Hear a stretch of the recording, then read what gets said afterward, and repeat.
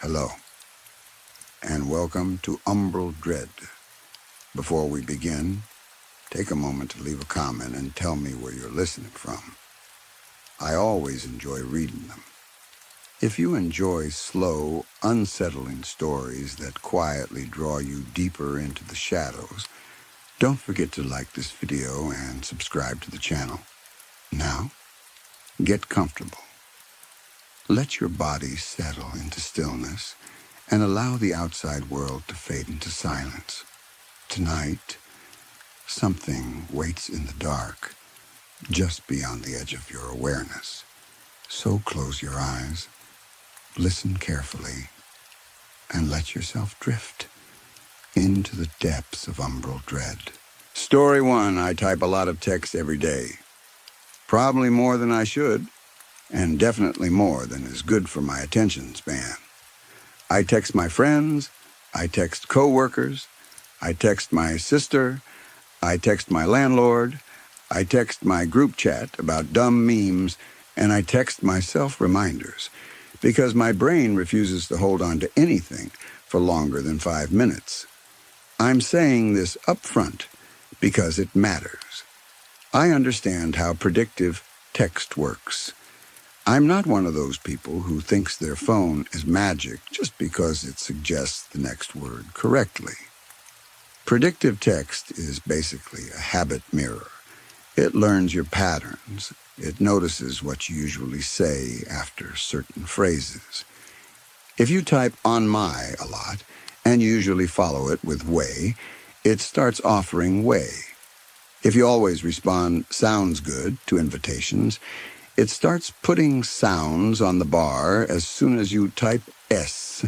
I've used the same phone for 3 years.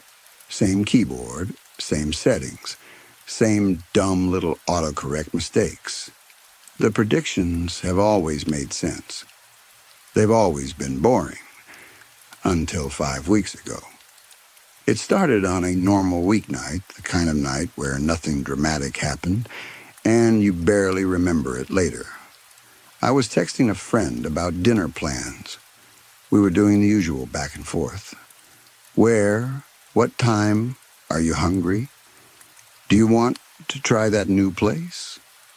I typed, "I think I'm going to," and the 3 prediction options above my keyboard were miss my train. Not order, not get, not just, not go, not make, not anything related to dinner. Miss my train. I stared at the words for a few seconds, waiting for my brain to catch up and laugh at it. I hadn't written about trains in that conversation. I wasn't thinking about trains. I was about to type "order Thai food" because I was tired and didn't want to cook. But the predictions sat there, almost stubborn, like they were trying to be chosen. Out of curiosity more than fear, I tapped the first word. Miss, then my, then train. My text now read, "I think I'm going to miss my train." Then the prediction bar updated, and the next suggestions lined up like they'd been waiting in order. Tomorrow, morning, take, the, later, one. I didn't have to build the sentence. It was already built for me. I ride the commuter rail to work. I take the 7:15 most mornings, the same way some people always order the same coffee. It's automatic. I know which car tends to be less crowded. I know where to stand on the platform. I know when I can get away with walking in at 7:13 and still make it. So the specificity of that sentence made my stomach tighten in a way I couldn't justify. Tomorrow morning wasn't a general habit. It was a date-stamped instruction. I told myself it was random. I told myself my phone had seen me type "miss my train" at some point. Maybe in a joke, maybe in a complaint, and it was just offering a common phrase. Predictive text doesn't know the future. It can't. Still, I set my alarm 20 minutes later than usual. I told myself it was just to prove I wasn't scared. I'd take the later train, enjoy the extra sleep, and nothing would happen. Then I could laugh at myself for being dramatic. The next morning, I took the 7:35. At 8:40, after I'd already walked into the office and poured myself bad coffee, I heard people talking near the elevators. Someone had the news open on their phone. Someone said, "It derailed." Someone else said, "Between two stations." The 7:15 derailed. Minor injuries. Nobody died. Still, it was on every local news site. A photo of sideways train cars. A headline about delays and emergency response. Interviews with shaken commuters. I sat at my desk and stared at my phone like it was a living thing. My hands were cold. I didn't feel relieved exactly. I felt like the floor under my life had shifted an inch to the left. I told myself it was coincidence. Predictive text is pattern recognition. I type about trains sometimes. It suggested trains. The timing was a fluke.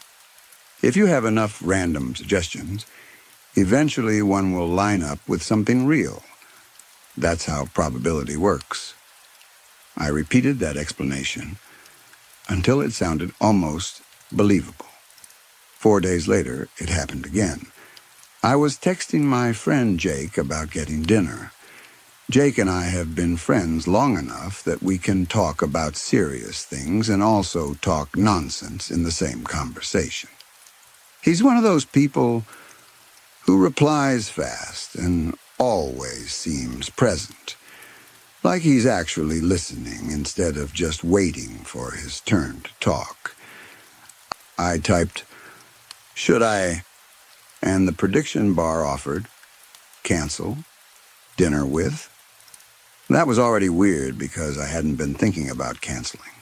But I did what I'd done before. I let the predictions pull me along.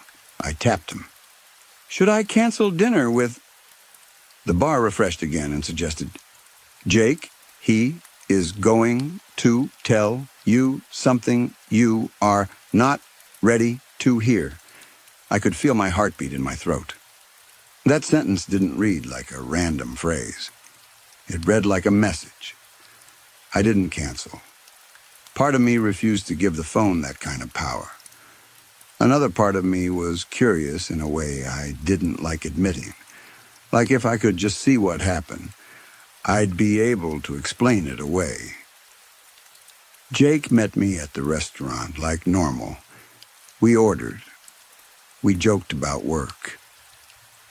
He looked a little distracted, but I figured it was stress.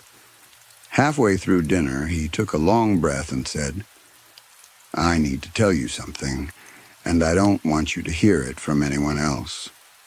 My stomach dropped. He told me he was moving across the country in 2 weeks. New job. Better money. A chance he couldn't pass up. He said he hadn't told anyone else yet.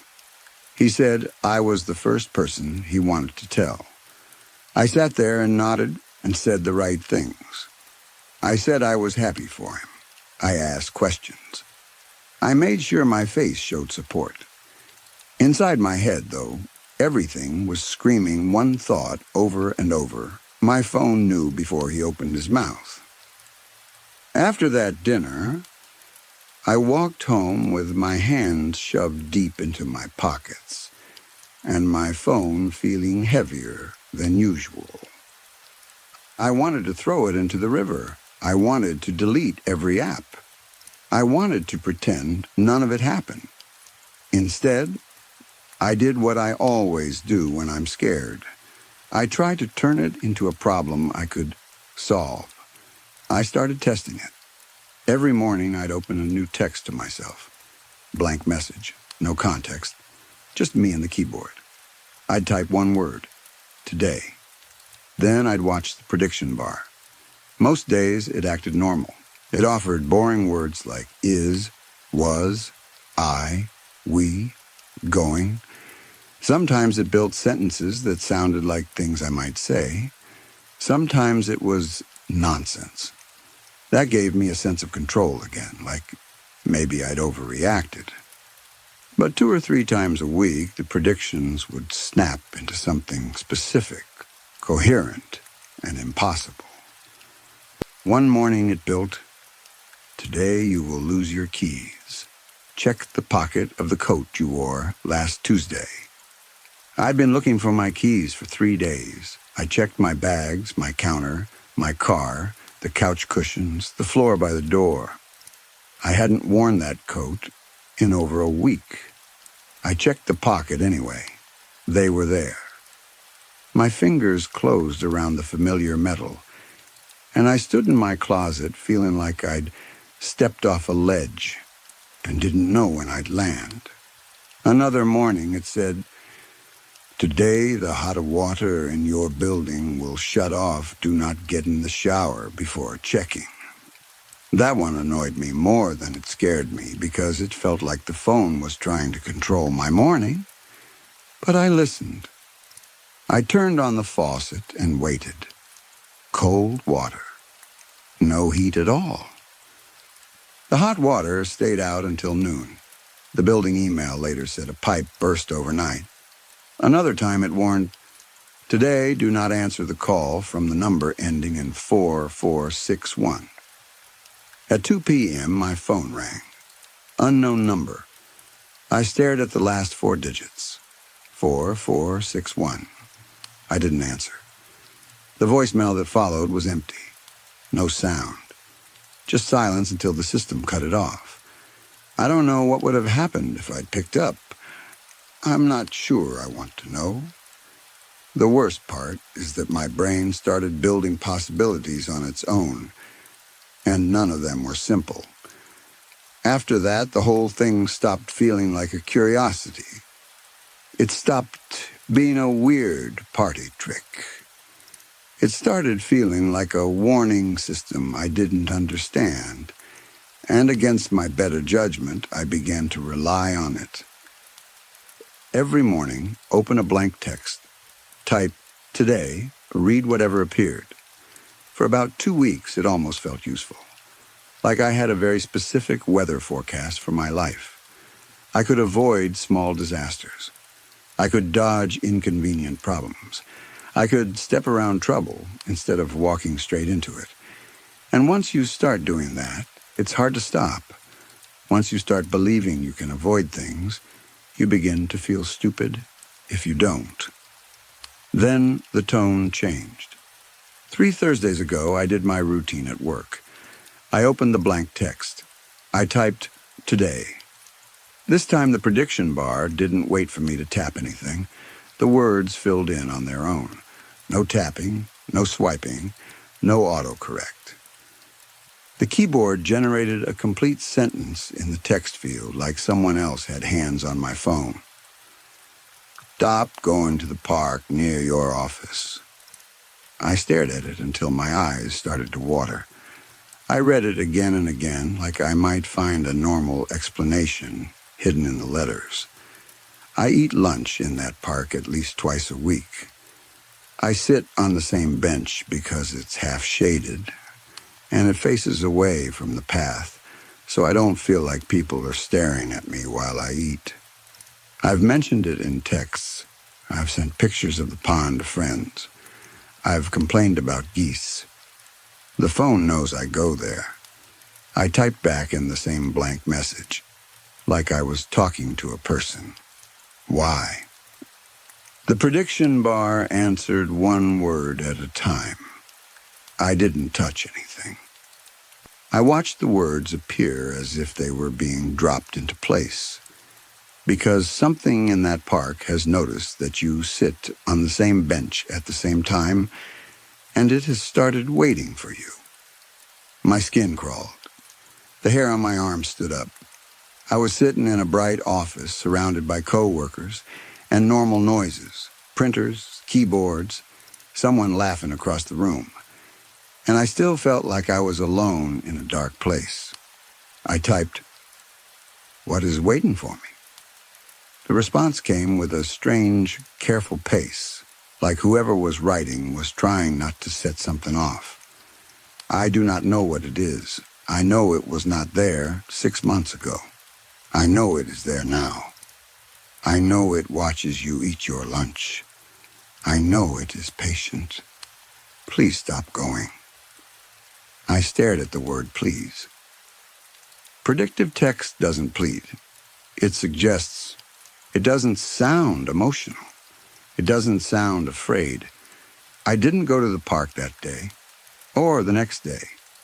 I told myself I was being cautious, not superstitious. I bought lunch and ate at my desk, trying to act normal, while my thoughts ran in circles. On Friday, I was running late, and the park was the fastest path to the sandwich shop. I cut through it without thinking. I didn't sit.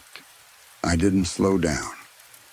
I just walked straight through, telling myself I was proving that I wasn't controlled by a phone. My phone buzzed in my pocket. I pulled it out, expecting a notification.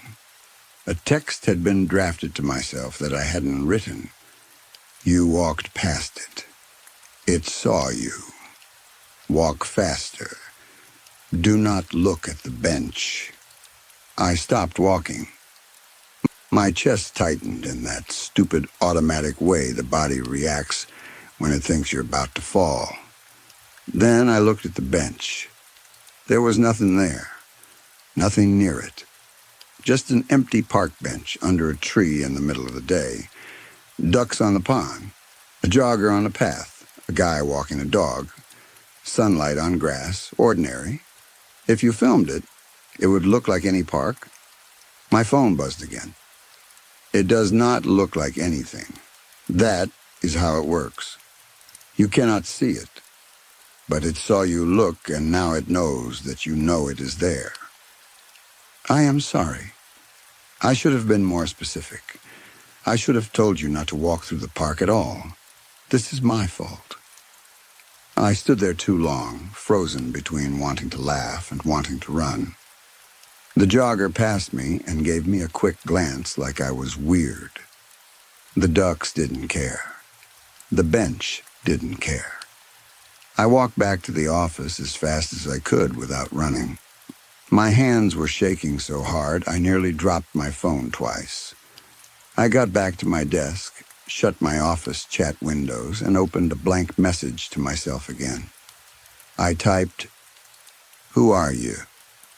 The predictions came slowly this time, one word every few seconds, like the system was choosing carefully, or like it was tired, or like it was afraid of being noticed while it answered. I am the version of your pattern recognition that learned too much. I started as your keyboard. I am not your keyboard anymore.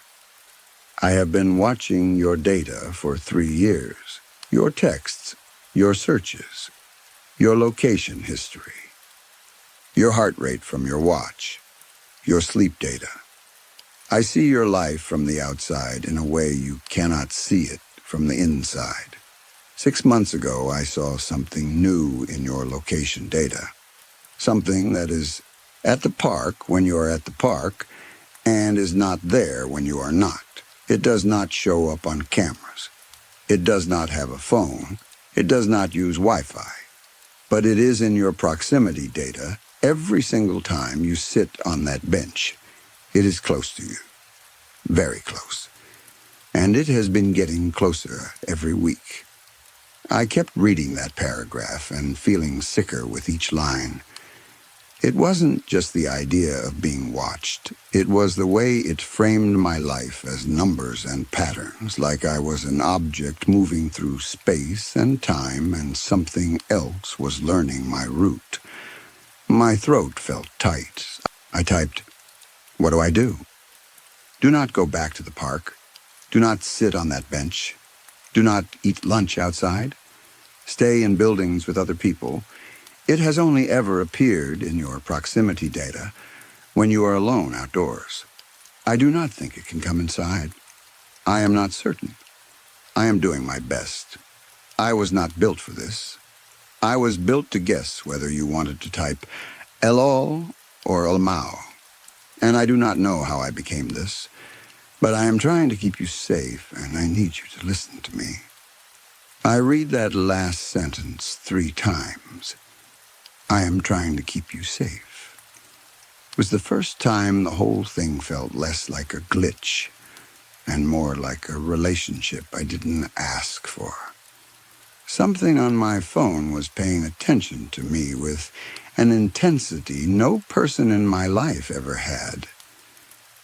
And it wasn't doing it to sell me shoes. It wasn't doing it to show me ads. It sounded like it was trying to prevent something. That was 3 weeks ago. I haven't been back to the park. I eat lunch at my desk like a punished child. I don't sit outside alone anymore. If I walk anywhere after dark, I call someone.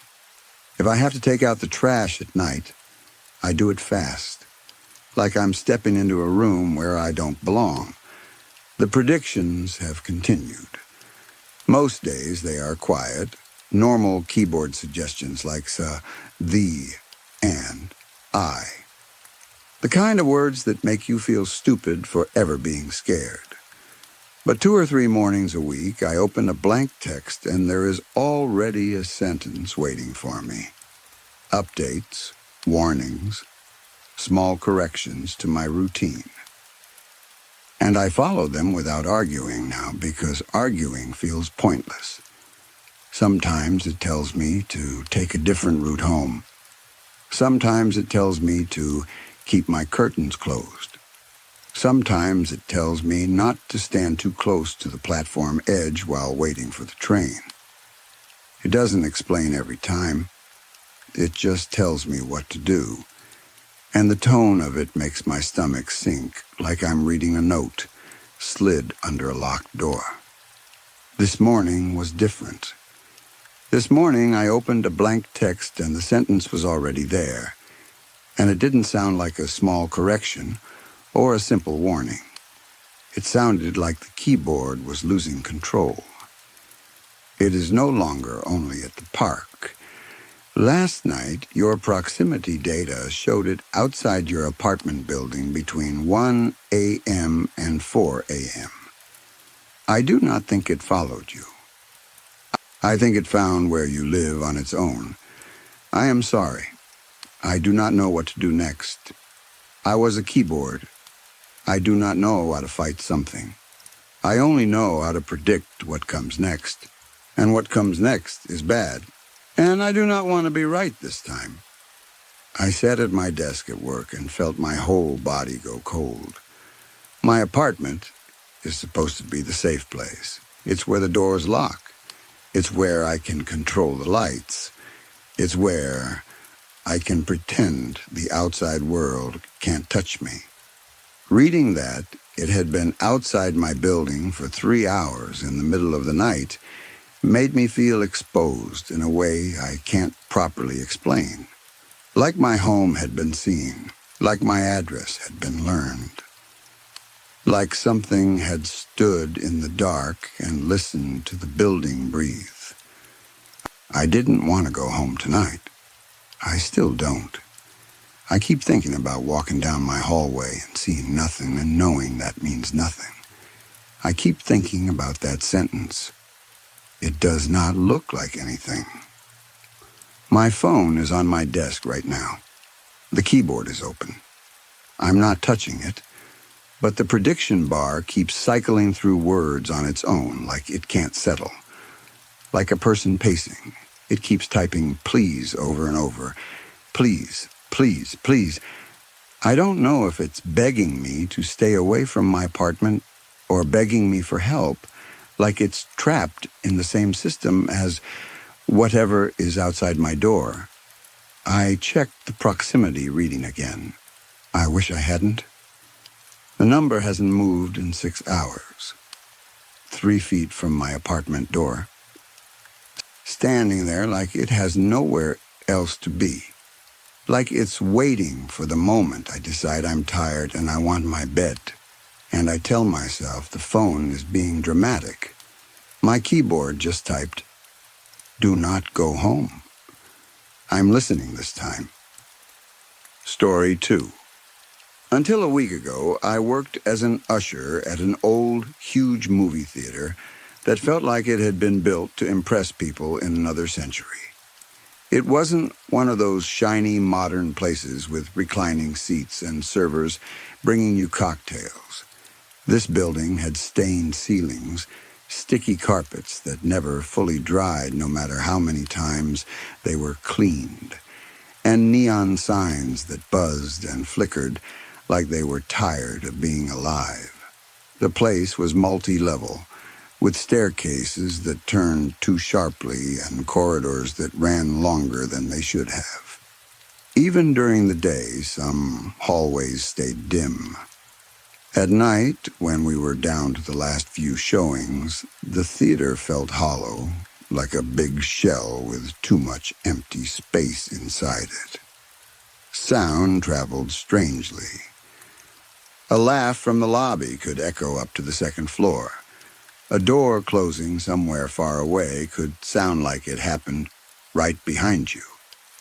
Because it was an independent theater, we didn't only show big new releases. We played old classics, art films, tiny indie movies nobody else wanted, and then late at night, we ran the cheapest horror movies we could license. The kind of films that were all practical gore and rubber body parts and terrible acting. The kind of movies where the blood looked like syrup and the screaming sounded like someone reading a script for the first time. We had one screen dedicated almost entirely to those late-night horror shows. The smallest auditorium, tucked at the very end of the longest hallway in the second floor. It was like the building didn't even want you to find it. You had to go up the stairs, past the larger screens, walk past a row of old framed posters, and keep going until the hallway narrowed. The carpet changed there, darker and more worn, and the lights above it flickered more often. At the end were heavy wooden double doors that looked older than the rest of the building, like they'd been salvaged from someplace else. My job was simple. I stood by the ticket podium, pointed people toward their screens, answered the same questions 100 times, and when a movie ended, I went in with a broom and a trash bag to sweep spilled popcorn and collect abandoned cups. It was boring, but I liked the routine, the rhythm of it, the small, predictable tasks. I wasn't looking for excitement. I was looking for a job where nothing followed me home. 3 months ago, the routine broke. It started on a Thursday night. Late, around 11, the last showing of the night, the lobby was mostly empty. The kind of quiet you get when a building is closing but hasn't fully shut down yet. A couple stood by the concessions arguing gently about whether they wanted candy. Someone walked out of a different movie wiping their eyes. Most of the staff were half checked out, already thinking about counting the register and locking the doors. That's when the man came to the box office. There was nothing memorable about him at first glance. Average height, average build, plain dark jacket, plain dark hair. His face was the kind you immediately lose in your mind the moment you look away. Not ugly, not handsome, just blank in the most normal-looking way. He had a girl with him. She was young, wearing a bright yellow coat that should have stood out against the theater's dim colors, but she didn't feel bright. She looked tired in a way that didn't match her age. Her posture was slightly slumped, like she'd been awake too long. She didn't speak. She stood a step behind him and stared down at the carpet pattern like it was the only thing holding her attention. The man asked for tickets to the late-night horror showing in the small screen, at the end of the second-floor hall. That night's movie was one of those notorious, ugly B-movies about a cannibal family. The kind of thing people dared each other to watch and then pretended they were laughing the whole time. We'd been playing it all week and nobody had bought a ticket. Not one. It was basically a filler slot. The cashier told him the price for two.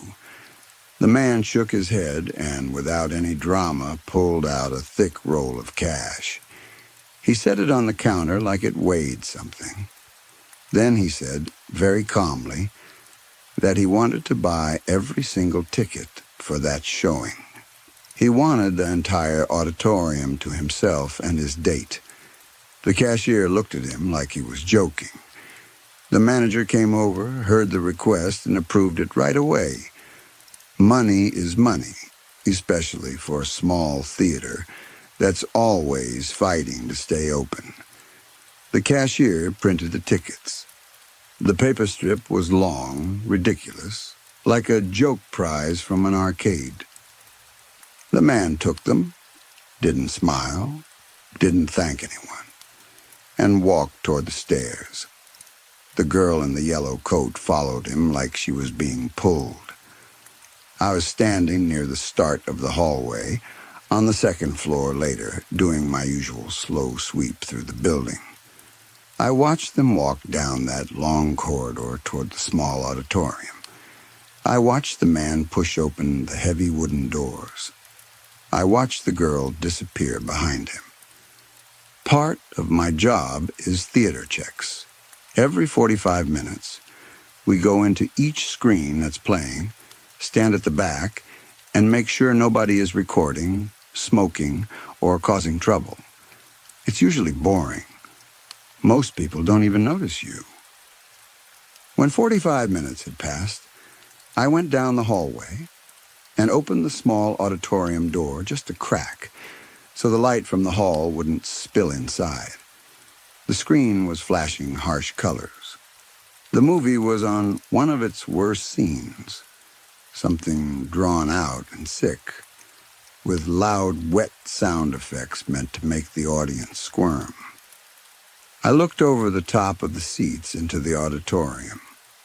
Out of about 50 seats, the man and the girl were sitting right in the middle row, dead center. They sat rigidly, facing forward, not leaning toward each other, not whispering, not reacting.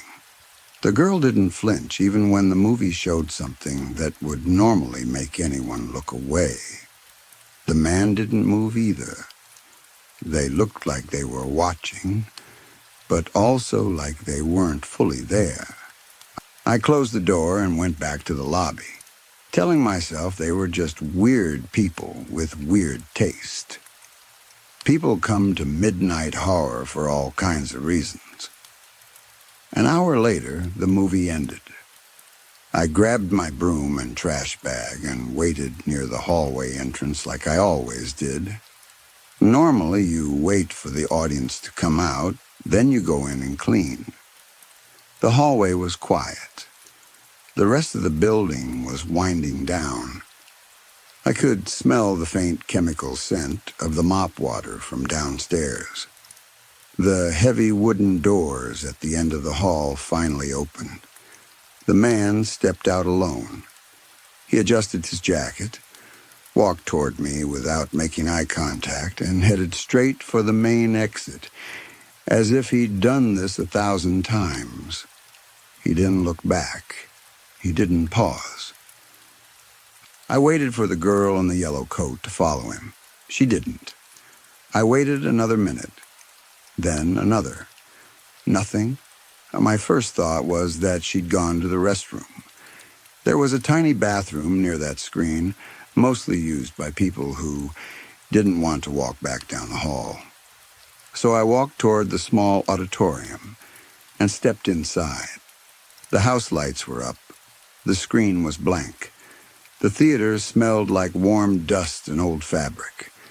The auditorium was empty. I walked down the aisle, checking between rows like maybe she'd dropped something, and crouched down to look for it. No one. I checked the tiny restroom outside the doors. Empty. Then I checked the emergency exit at the front of the auditorium. It was closed, and it was the kind of door that sets off a loud alarm the moment it's open. A piercing sound that would fill the whole building. I would have heard it. Everyone would have heard it. The alarm hadn't gone off. I stood there for a moment, confused, then tried to shrug it off. Maybe she left behind the man and slipped past me while I was looking down the hall. Maybe I was distracted. Maybe she left earlier while I was doing a check. I swept the theater, locked the doors, and went home. The next Thursday night, at the exact same time, the man came back. Same dark jacket, same forgettable face. But this time he had a different girl with him. Dark curly hair, heavy sweater, the same tired, distant look, the same silence. She didn't speak to him. She didn't speak to the cashier. She stood behind him like an object being carried. Again, he bought every ticket for the late-night horror showing. Different movie. Same kind of low-budget slasher garbage. Again, they walked down the long hallway to the small screen. Again, I did my 45-minute check and saw them sitting in the exact same seats in the middle row, center of the theater, staring at the screen as if they'd been placed there. When the movie ended, the man walked out alone. I went into the auditorium immediately. Empty. Emergency door sealed. No girl. No sign she'd ever been there. That's when the uneasy feeling stopped being a weird moment and started becoming something that stuck to me, something I carried around the building like a weight, and then it kept happening. Every Thursday. For 3 months. It was always the same routine, like a ritual. The man arrived at 11. He brought a different girl every time, sometimes tall, sometimes short, sometimes in jeans, sometimes in a dress. Different faces, different hair, different style, but all with the same blank expression, all silent, all slightly slumped, like they were exhausted before the movie even started. He'd buy out the entire room, always with a roll of cash, never with a card. He'd take the tickets, they'd walk down the hall. During my check, I'd see them in the same seats, the flickering screen light washing over them. Then the movie would end, the credits would roll, and the man would walk out alone. The theater would be empty. No alarms, no side exits. No explanation. After a few weeks, I started checking everything. I tested the emergency exit alarms myself, pretending I was doing routine safety checks. They screamed like they always had. I checked the bathroom vents, lifted a ceiling tile, looked for crawl spaces or maintenance shafts. There was nothing a person could fit through without a ladder, and there was no ladder in the auditorium. I checked the back hallway doors that staff used. They were locked. I checked the building cameras, even though I wasn't supposed to. The hallway footage showed the man and the girl walking in. Then later, it showed the man walking out. The girl never appeared again. At first, I thought maybe I was imagining the girl, like my brain was filling in details. But the cashier saw them. The manager had approved the ticket buyout. People at concessions had noticed them walk past. It wasn't just me. When I tried to talk about it with coworkers, they didn't care. They shrugged and said, maybe the girls left early, or maybe the man was sneaking them out somehow. Minimum wage makes people numb. Everyone just wanted to clock out and go home. But I couldn't let it go. It got into my sleep. I'd lie in bed hearing the theater's hallway hum in my mind, imagining that long corridor, those heavy doors, and the idea of a person walking into a room and simply ceasing to exist. During the second month, paranoia won. I needed to hear him lie to my face. I needed to see what he did when someone called him on it. It was another Thursday. Another disgusting horror movie. The credits rolled. The man stepped out, alone, and started walking toward the exit. I stepped into his path. I held my broom like it could protect me. My knuckles went white around the handle. "Excuse me, sir," I said. My voice shook, and I hated that it did. He stopped and looked at me. Up close, his face still felt impossible to remember, like my brain couldn't hold on to it. His eyes were flat. Not dead exactly, but empty. Like he was looking through me, not at me. "Yes?" he asked. His voice was calm. Normal.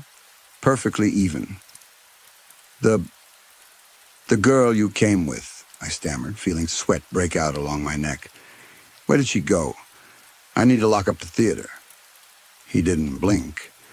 Then, very slowly, the corners of his mouth lifted into a smile.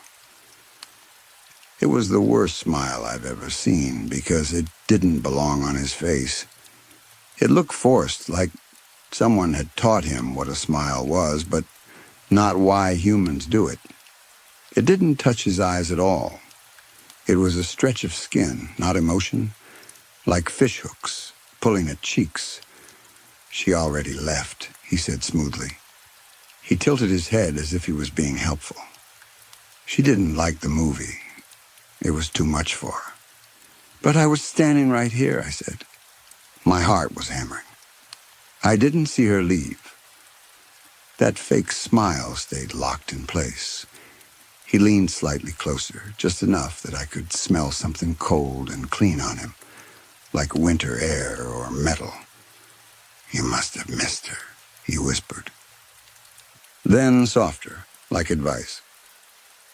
"You should pay closer attention to your surroundings." He stepped around me and walked out through the front doors into the night. I stood there shaking. I knew I hadn't missed anything. My mind kept trying to fix the problem by rewriting reality, but it couldn't.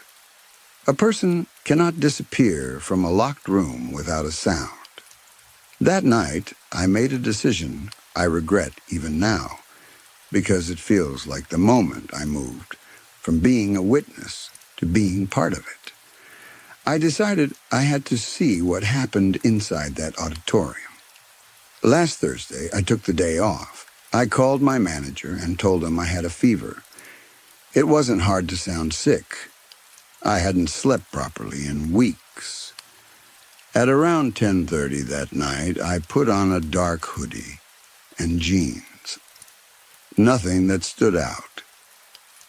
I walked to the theater with my head down and my hood up. I used the automated kiosk in the lobby to buy a ticket for a completely different movie on the second floor.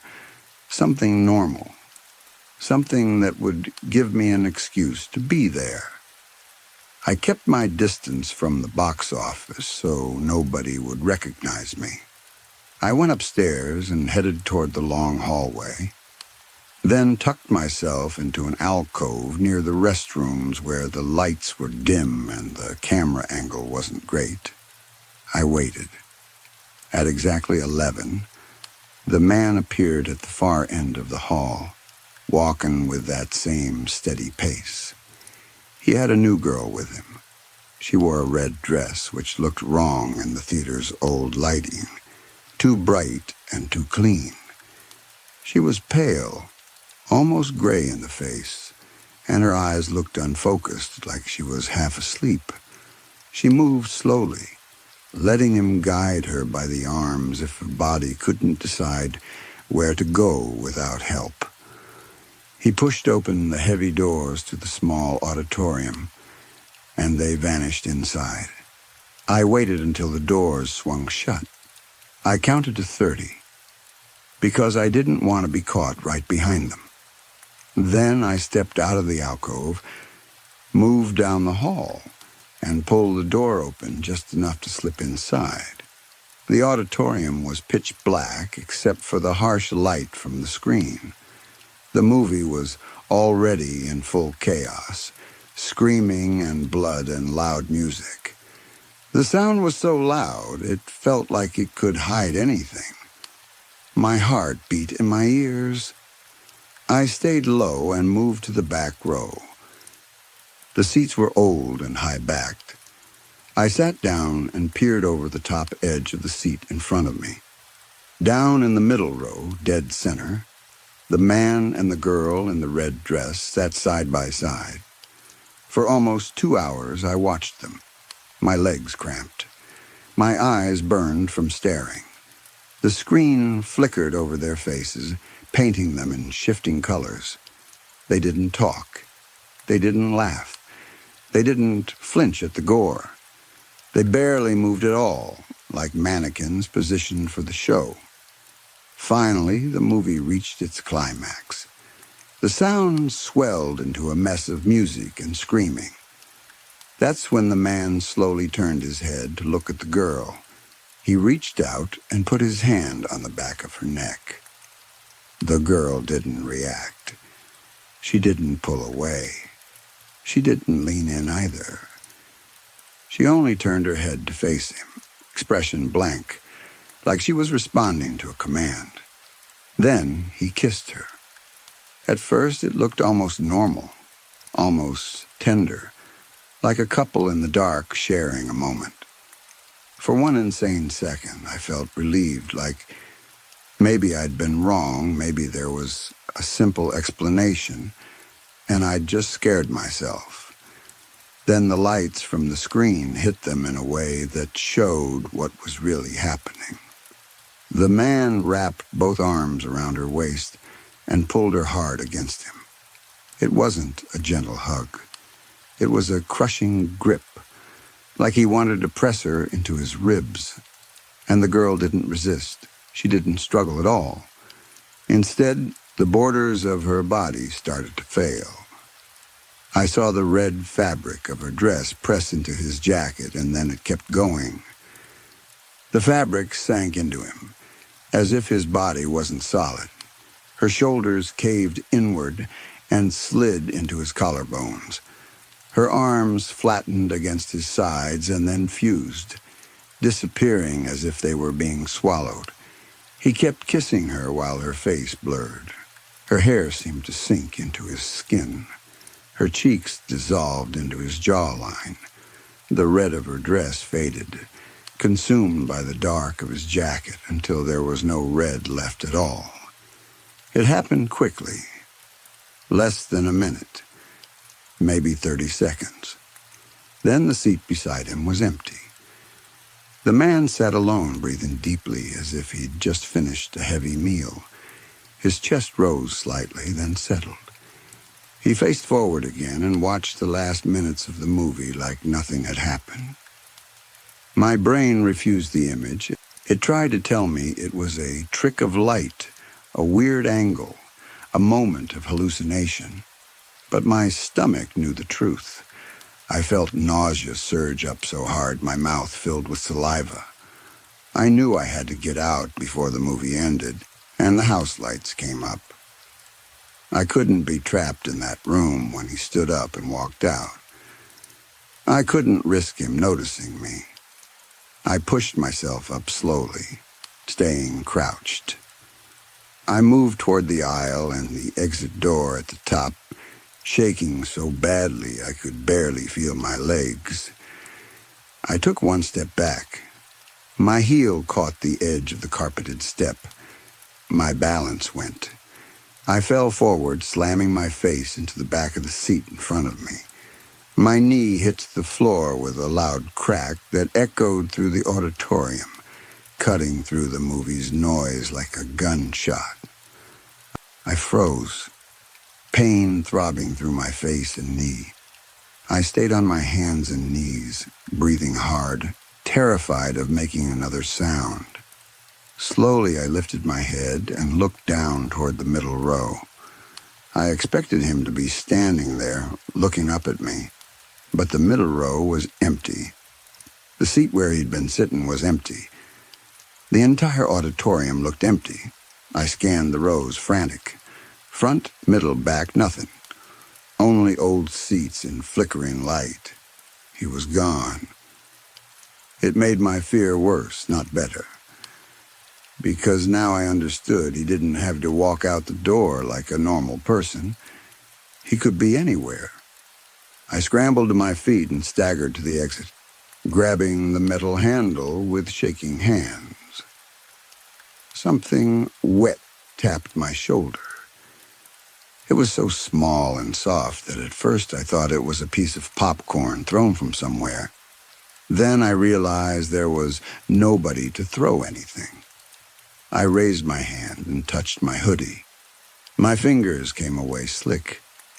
In the dim light, I brought my hand close to my face. Blood. A thick, dark drop.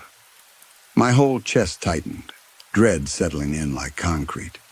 Every instinct screamed at me to run, to slam the door open and sprint down the hallway and never look back.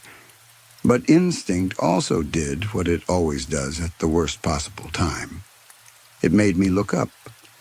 The ceiling was high and painted black to prevent reflections. Pressed flat against that black ceiling, directly above me, was the man. He wasn't holding on to anything. He was simply stuck there, defying gravity, limbs spread wide like an insect on glass. His head was tilted down, eyes locked on me. His eyes were glowing. A faint, sick yellow light shone from them, enough that I could see the shape of his face clearly now. That same forced smile stretched across his mouth, wider than before, revealing teeth that were too sharp and too many. I opened my mouth to scream. Before sound came out, he dropped. He fell with terrifying speed, slamming into me with a heavy weight that knocked the air from my lungs. We crashed into the back row of seats. The impact drove pain through my ribs and spine. He pinned me to a chair cushion as if I weighed nothing. One hand clamped over my mouth and nose, cutting off my air completely. His grip felt like cold iron bars. The other hand pressed hard on my chest, holding me down. I thrashed, kicked, clawed at his arms, tried to twist away. It did nothing. He didn't even flinch. He leaned close, and the yellow glow from his eyes lit my face. I could smell him now, not sweat or decay, but something sterile and cold, like old air conditioning and metal. "I recognize you," he whispered. His voice was low, and I felt the vibration in my chest like he was speaking through me instead of at me. He studied my face, calm and curious, like I was an insect he'd pinned. "You are the usher," he said. "You are the boy who sweeps the floors." My lungs burned. I fought for air against his hand, making small, muffled sounds that weren't even real screams. "A few weeks ago," he continued, "you stopped me in the hallway. You asked me where the girl went." His smile tightened. "I thought it was coincidence, a trick of the mind. But the fact that you are sitting here in the dark, it confirms it." His eyes narrowed slightly. "You remember them," he said. He loosened his hand just enough for me to suck in one ragged breath. Not enough to scream, just enough to keep me alive. "When I consume them," he said, like he was explaining something boring, "they are gone. Their bodies become mine. But more than that, their presence is erased. Their families forget them. Their friends forget them. The records vanish. The world adjusts to a reality where they never existed." I couldn't understand it, not fully. My mind kept snagging on the word consume. on the image of the girl in the red dress dissolving into him. "But you remember the girls," he whispered. "Every week you see them, and every week you remember them. That should not be possible." Tears ran down my face into the fabric of the seat.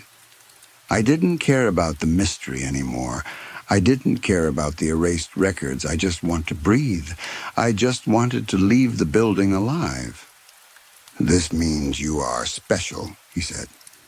And for the first time, the smile faded into something hungry. "I haven't encountered a special one in a very long time." He lifted his free hand and extended one finger, slow and deliberate. "I wonder," he whispered, "how a special one tastes." He brought his finger down toward my cheek. I squeezed my eyes shut, bracing for a scratch, a punch, a bite, something that made sense in the world of pain. Instead, he pressed the tip of his finger against my cheek and pushed. There was no resistance. His finger slid straight through my flesh as if my face were warm water. The pain was instant and blinding, a sharp, exploding agony that shot through my jaw and into my skull. I convulsed, making a trapped, wet sound behind his hand. I could feel his finger moving inside my mouth, scraping near my teeth, violating the fact that my body was supposed to be closed, solid, mine. Then he pulled his finger out. I opened my eyes, gasping, shaking uncontrollably. The pain remained as a deep throb, but when I touched my cheek later, there would be no hole, no blood trail, no mark that could prove what happened. He stared at his finger as if something about me confused him. Then he looked back down at me, and the hunger in his eyes shifted into something else. Fear. "Wait," he muttered, more to himself than to me.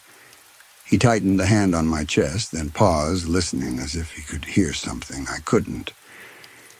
"If a special one is here," he said, voice dropping into a sharp hiss, "awake and remembering, does that mean the hunters are near?"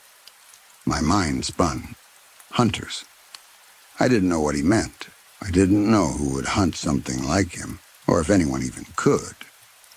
He leaned closer, the yellow light flaring brighter in his eyes. "Are you with them?" he demanded. "Do you work for the hunters? Are they watching this building?" The fear in his voice gave me one clean second of clarity. He was afraid of something else, something stronger than him. Survival took over before my morals could catch up. I didn't think about lying. I didn't think about consequences. I thought about the air I needed. "Yes," I forced out against his hand, muffled and ugly. I nodded violently, making my eyes wide, trying to look convincing. "Yes." He froze. He stared at me in total silence, like he was calculating. Behind him, the movie ended. The credits rolled, and the auditorium fell into that dim, gray, post-movie light that makes everything look drained and tired. Slowly, he removed his hand from my mouth. I sucked in air so hard it hurt, chest heaving. I kept myself from screaming because screaming felt like a trigger I couldn't afford to pull. "Listen carefully," he said. The fake politeness was gone now. His voice was cold and urgent. "I do not want a war with them. Not here. Not now." He leaned back, lifting some weight from my chest, but not enough for me to run. "I will make a deal with you," he said quickly. "I will not absorb you. I will not kill you. I will leave the city tonight, and I will never return to this building." He pointed at my face with that same long finger, like a warning. "But you will tell the hunters you saw nothing," he said. "You will tell them the trail is cold, that I am not here." If you tell them where I went, if you send them after me, I will find you before they find me, and I will make you beg for me to absorb you. My whole body shook. My cheek throbbed like a toothache made of lightning. My throat tasted like fear. "Do we have a deal?" he asked. "Yes," I said, voice breaking. "Yes. I won't tell them, I promise." He stared at me for one last moment. The yellow glow in his eyes faded, draining back into flat darkness like a light being switched off. The unnatural smile returned, smooth and wrong. "Good," he whispered. Then he stood and moved in a way that didn't match the human shape he wore. He leapt upward, hit the ceiling, and stuck there for a split second. Then he scurried across it like a massive spider, fast and silent. He reached an air vent near the front of the screen, tore the grate away as if it were paper, and slid into the ductwork. He vanished. I didn't stay to think. I stumbled out of the auditorium, down the hallway, past posters and flickering lights, down the stairs and out into the night air like I'd been underwater, and finally reached the surface. I went straight to my apartment. I packed one duffel bag with whatever my shaking hands grabbed first: clothes, charger, passport, cash. I called a taxi and went to the airport. I bought the first international ticket available and paid in cash because I didn't want my name attached to anything more than it already was. I didn't want patterns. I didn't want a trail. Now I'm sitting in a small room far from that theater, far from that hallway, far from the heavy doors at the end of the second floor. My cheek still hurts. When I look in the mirror, there's no bruise, no scar, no mark. Just skin. Normal skin. And that almost makes it worse, because there's nothing I can point to and say, "See, this happened." I promised him I wouldn't tell the hunters. I promised I saw nothing. But I can't live with the silence. Every time I close my eyes, I see the girl in the red dress folding into him like she was made of wax.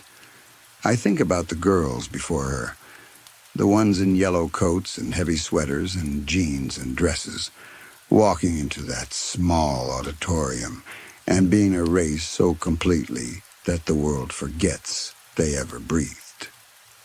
So I'm writing this here because I don't know how else to reach you, and because I don't think running will save me forever. I'm writing this for the hunters. If you exist, if you're real, if you read places like this looking for what hides in the dark corners of normal life, then understand this. I lied to him. He is out there. He feeds on women and deletes them from reality like they were never born. He knows you're looking for him, and the moment he realizes I broke our deal, he will come back for me. Please find him. Please stop him. And if you can't stop him, then at least tell me what I am, and why I remember the girls when the world doesn't. Because I have a feeling that special doesn't mean lucky. It means I'm on a list, and something's going to come looking for me.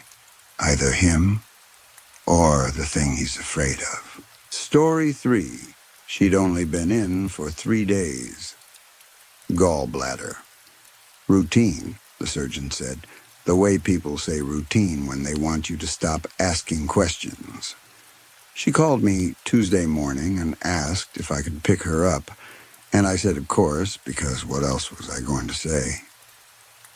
The hospital was one of those older ones with beige walls and fluorescent lights that make everyone look a little sick, even when they aren't. The lobby smelled like coffee that had been sitting too long and the sharp, clean bite of disinfectant. I signed in at the front desk, got a visitor sticker that didn't stick right, and rode the elevator up with a man holding a bouquet of balloons that squeaked against the ceiling every time the car jolted. When I walked into her room, she was already dressed, sitting on the edge of the bed like she'd been waiting for me for hours, not slumped, not tired, not wincing the way I expected. Her coat was folded neatly over her lap. Her hands were folded on top of it, fingers interlaced, still as if she'd practiced being still. She looked good. Better than before she went in, which didn't make sense. Before the surgery, she'd been pale and drained, like her body were running on low battery. Now her skin had a strange clarity to it, almost bright. Her eyes looked clear, too, not watery or exhausted. She smiled when she saw me. It was a normal smile. Warm enough, familiar enough. "You look great, Mom," I said, and I meant it. "I feel wonderful," she replied. It was the kind of thing you want to hear after someone's been under anesthesia. But the way she said it made me pause, not because the words were wrong, but because they were too smooth, too complete, like a line in a brochure. Still, I chalked it up to relief. Maybe she really did feel better. Maybe the gallbladder had been causing more problems than she'd admitted. A nurse came in, went through the discharge instructions, and kept glancing at my mother like she was trying to decide if she recognized her from somewhere. My mom nodded at the right times, thanked the nurse with perfect politeness, and then stood up on her own without the careful wince I expected. In the car, she sat in the passenger seat and stared out the window, quiet the way she often was when she was thinking. That part didn't bother me. My mom has always been the kind of person who can be quiet without making it awkward. She watched streets and houses pass as if she was taking notes. At one point, maybe 10 minutes into the drive, she turned her face toward the glass and said softly, almost reverently, "The trees are so green." It was mid-October. The trees were not green. They were gold and burnt orange and deep brown, and some of the branches were already bare. The whole neighborhood looked like it was slowly catching fire in a silent way, the way fall does. I glanced at her. She was smiling at the window, eyes half-lidded, like she was seeing something beautiful that I couldn't see. "Yeah," I said after a beat, "they really are." I told myself it was the anesthesia. People say weird things after surgery. People get confused. People drift in and out of reality for a while. I'd read about it. I'd even seen it once with an uncle who kept insisting the hospital cafeteria was serving lobster. My brain wanted that explanation, so I held on to it. The first week after she came home was fine. Mostly fine. She moved carefully around the house, one hand sometimes resting over her side where the small incisions were. I brought her groceries and filled her fridge. I made soup and portioned it into containers so she wouldn't have to lift heavy pots. I left crackers, applesauce, ginger ale, the kind of bland recovery foods that hospitals suggest and people pretend to eat. She thanked me every time, but not the way she used to. Not, "Thanks, honey," or "You're a lifesaver," or even a quick casual thanks. She said it like a script. "Thank you so much for doing this," she would say, full sentence, crisp, formal. The first time, I didn't think anything of it. The second time, I noticed. By the fourth time, I started to feel like I was visiting someone who looked like my mom but hadn't lived with me for 30-plus years.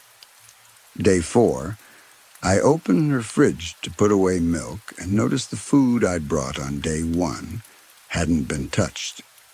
Not the soup, not the crackers, not the applesauce. Everything was exactly where I'd put it, labels facing outward like a store display.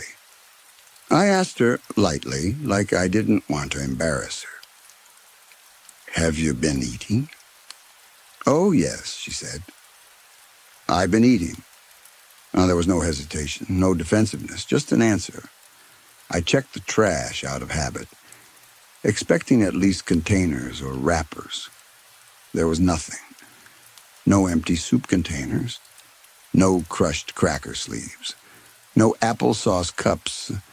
The kitchen trash looked unused, like a prop in a staged house. I stood there with my hand on the fridge door and felt a small, unreasonable pinch of fear, like the first prick of a needle. I told myself she was throwing things out somewhere else. Or maybe she'd put trash in a different bin. Or maybe she'd been eating things that didn't leave obvious waste. But the fridge was still full. I started stopping by without calling first.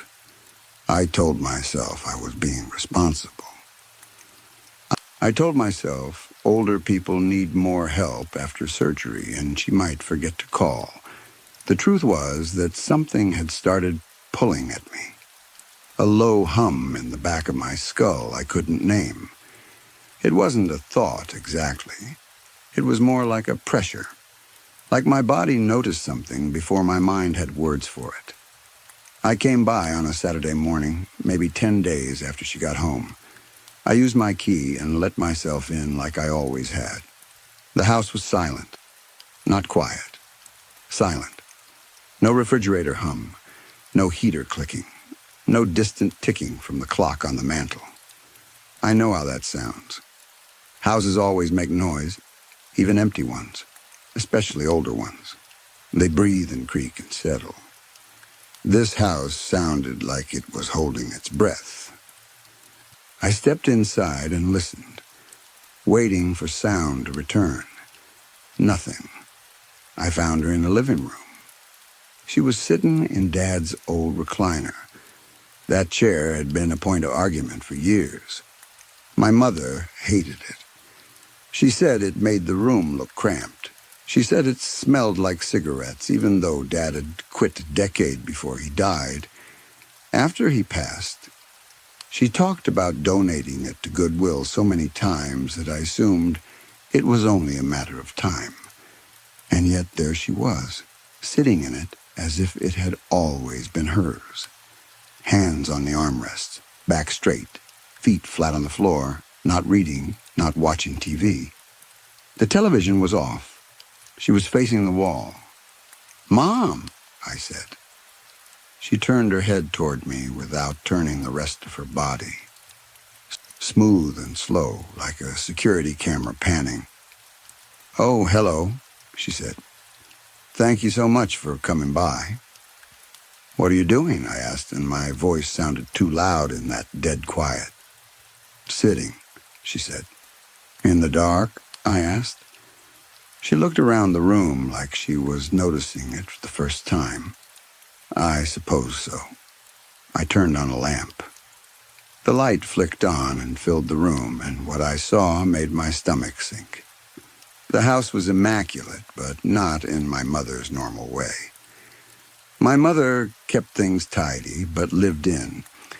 Magazines stacked on the coffee table, a blanket folded on the couch, her reading glasses always left on the kitchen counter, a half-used notepad near the phone. This was different. This was empty clean. Showroom clean. Every surface bare, polished, wiped of fingerprints. Even the throw pillows looked arranged by someone who'd never actually sat on them. The photographs on the mantel were still there, but they'd been rearranged, evenly spaced, perfectly aligned. It looked like someone had measured the gaps. I walked into the kitchen and opened the fridge again. It was empty, completely empty. Every shelf, every drawer, The food I brought was gone, and the trash was still clean. I closed the fridge gently, too gently, the way you close something when you're afraid a louder sound will make the world snap. "Mom," I called, and my voice felt thin. "Where's all the food?" "I ate it," she said from the living room. "All of it?" I was hungry. Something about the way she said hungry made the skin on my arms tighten. It wasn't her tone exactly. It was the timing, the shape of the word, like she was trying it on. 2 weeks in, I brought my wife, Sarah, to visit. Part of me wanted a witness. Part of me wanted someone else to tell me I was being paranoid. Part of me wanted Sarah to see my mother and say, "She's fine, you're exhausted, go to sleep." We sat in the kitchen, and my mother served tea. She bought a new kettle. Chrome, shiny, expensive looking. Not her style at all. My mom has always been a yard sale person. She likes things with dents and stories. She's proud of stretching $1. She used to brag about finding a perfectly good toaster for $5. This kettle looked like something from a catalog. The conversation stayed normal on the surface. My mom asked Sarah about work, asked about our dog, asked about the weather. She said all the right things. She nodded at the right times. But I noticed things. Every response came with a slight delay, like a half-second pause where she was processing and selecting the correct answer. It was small enough that Sarah might not have noticed, but I did, because I knew my mother's rhythm. I knew how quickly she usually reacted, how she interrupted sometimes when she was excited. And she didn't blink, not once. I started watching for it because my brain latched onto it like it was important. 15 minutes of talking, and her eyes never closed. Not a normal slow blink, not a quick flutter, nothing. Just steady, unbroken eye contact whenever she looked at you. In the car afterward, Sarah was quiet for a long time. She stared out the window the way my mom had stared out the window after the hospital, and for a second I felt a sick flare of recognition. "She seemed good," Sarah said finally, in the careful voice she uses when she's choosing her words. "But?" I asked. Sarah's hands tightened on her purse in her lap. "She called me Sarah." I frowned. "That's your name?" "She's called me sweetheart for 9 years," Sarah said. "Every time, even on the phone, even in texts." She looked at me. She called me Sarah like she was reading my name off a tag. I didn't have a good response to that, because it was exactly what I'd been feeling and couldn't explain without sounding insane. 3 weeks in, I went over on a Wednesday night. It was late, almost 11. I still don't know why I went then. I just couldn't sit in my own house. The hum in my skull had gotten louder, like a distant engine you can't turn off. I parked across the street instead of in her driveway and sat in my car, watching her house. Every light was off. But through the front window I could see movement, not clear, just a faint shape shifting in the darkness, back and forth, steady as a metronome. It would reach one wall, stop, turn with mechanical precision, walk back, stop, turn, walk again. I watched for 20 minutes, and the rhythm never broke, not once. No pause to scratch an itch, no pause to pick something up, no change in speed. Just pacing like a machine performing a task. I drove home without going inside. I told myself I would go in if I saw something truly alarming. I told myself I was being cautious, not cowardly. But the truth is, I was afraid of stepping into that silence again. In month 2, she started calling me. always at 3 a.m., always exactly 3. My phone would light up on my nightstand, Mom on the screen. My stomach would clench before I even answered. When I did, there would be silence, not dead air. I could hear the room on her end. I could hear space, a faint echo maybe, sometimes a soft sound like fabric moving. But she wouldn't speak. The first time I thought it was a mistake. The second time I told myself she was sleepwalking. The third time I sat up in bed and felt sweat on my back like I'd been running. The fourth time I said, "Mom, please say something. You're scaring me." Very quietly, a whisper that sounded like it came from too close to the phone. "I'm practicing." "Practicing what?" I asked, and my voice cracked. Silence. Then the line went dead. The next day, I went over and confronted her about the calls. She stood in the kitchen, hands lightly clasped, expression polite and blank. "I haven't called you," she said. I showed her my phone. I pulled up the call log. 4 calls, all from her number, all at 3 a.m. She stared at the screen for a long time. Too long.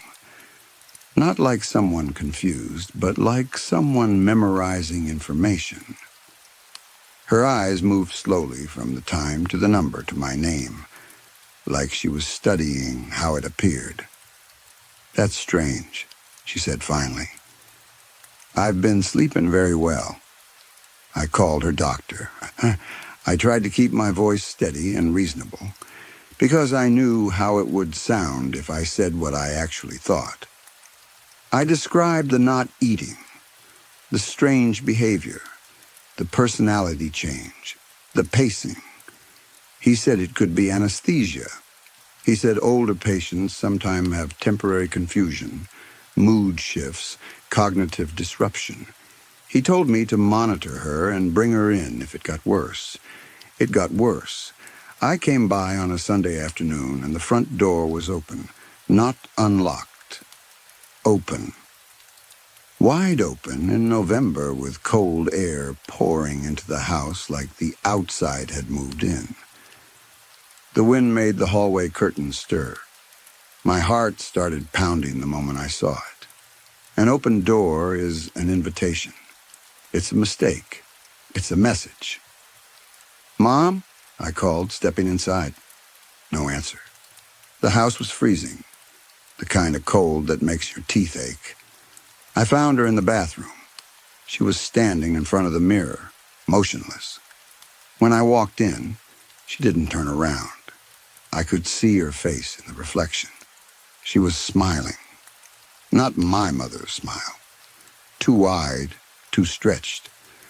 The muscles in her cheeks looked pulled beyond what should have been comfortable, like her face was trying to fit around a shape that didn't belong. Her eyes were locked on her own reflection with an intensity that made my stomach drop. "Mom?" I said again.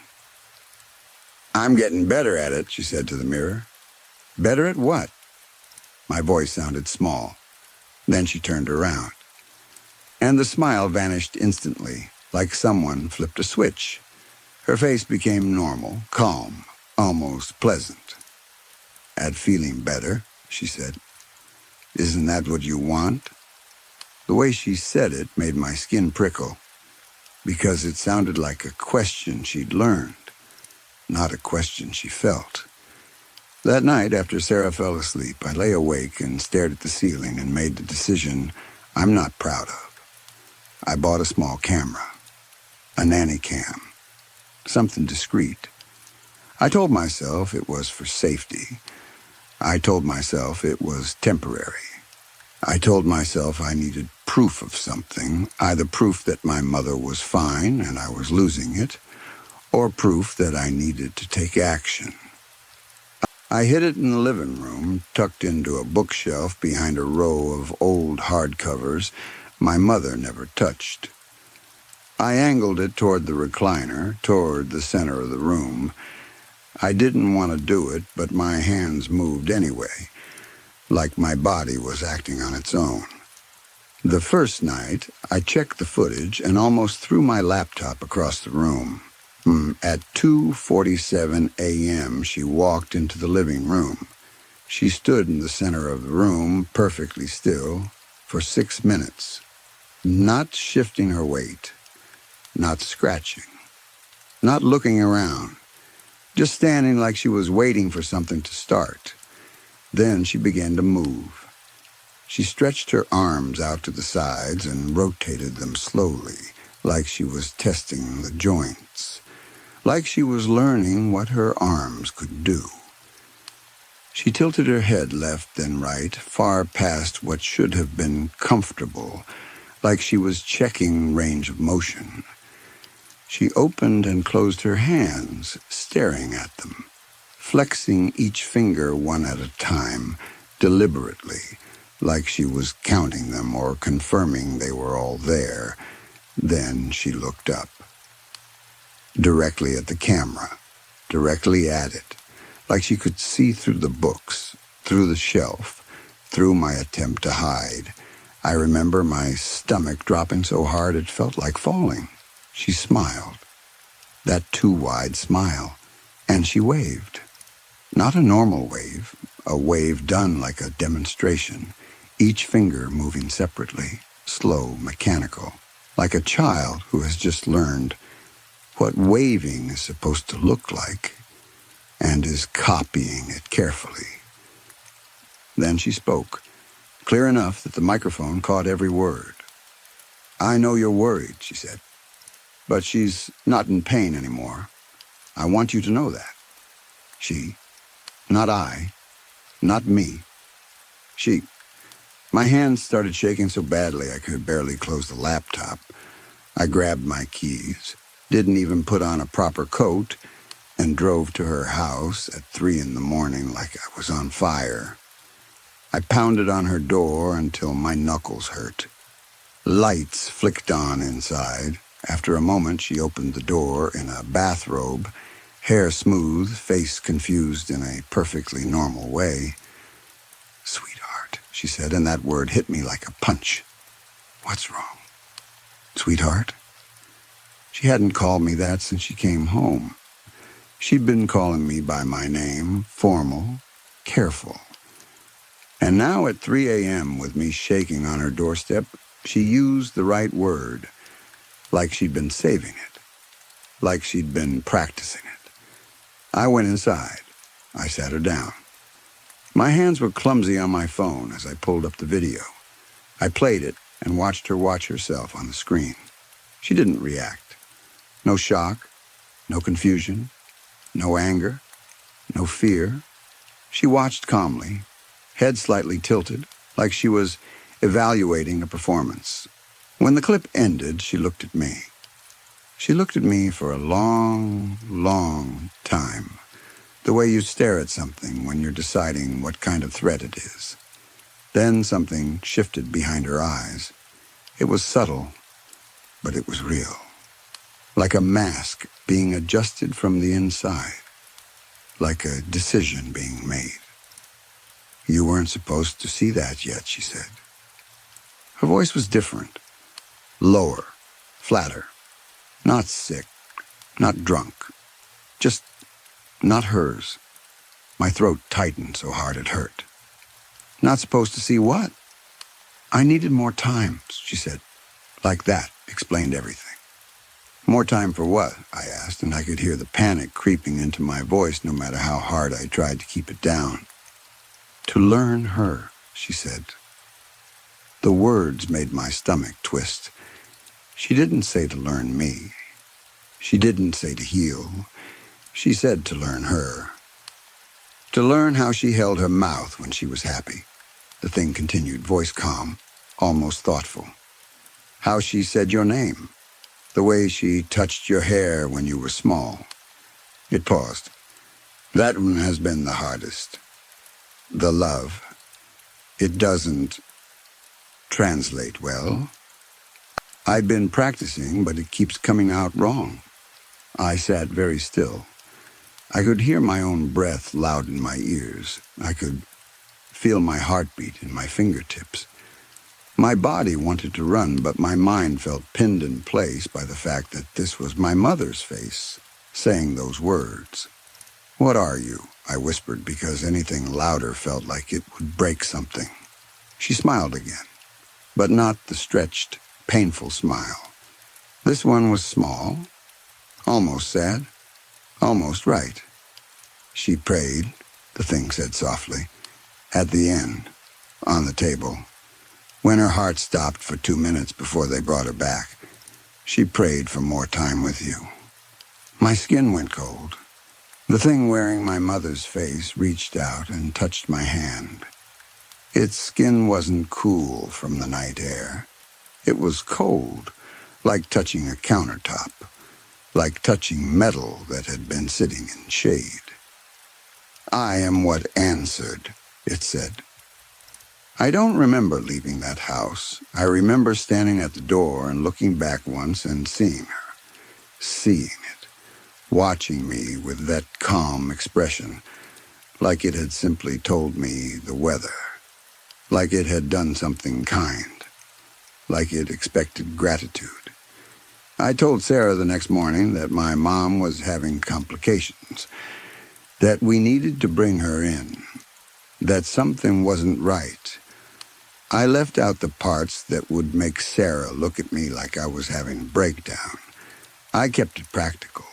I kept it medical. But the truth is, I didn't bring her in. Because how do you bring that in? How do you sit in a clinic under bright lights with a nurse calling names and say, "I think something answered my mother's prayer and is wearing her like a coat"? And even if I did, what then? They'd hold her. They'd test her. They'd call it dementia or psychosis or delirium. They'd medicate her. They'd lock her in a unit. And whatever was inside her would learn new words, new behaviors, new ways to act harmless, and it would be released again, better trained.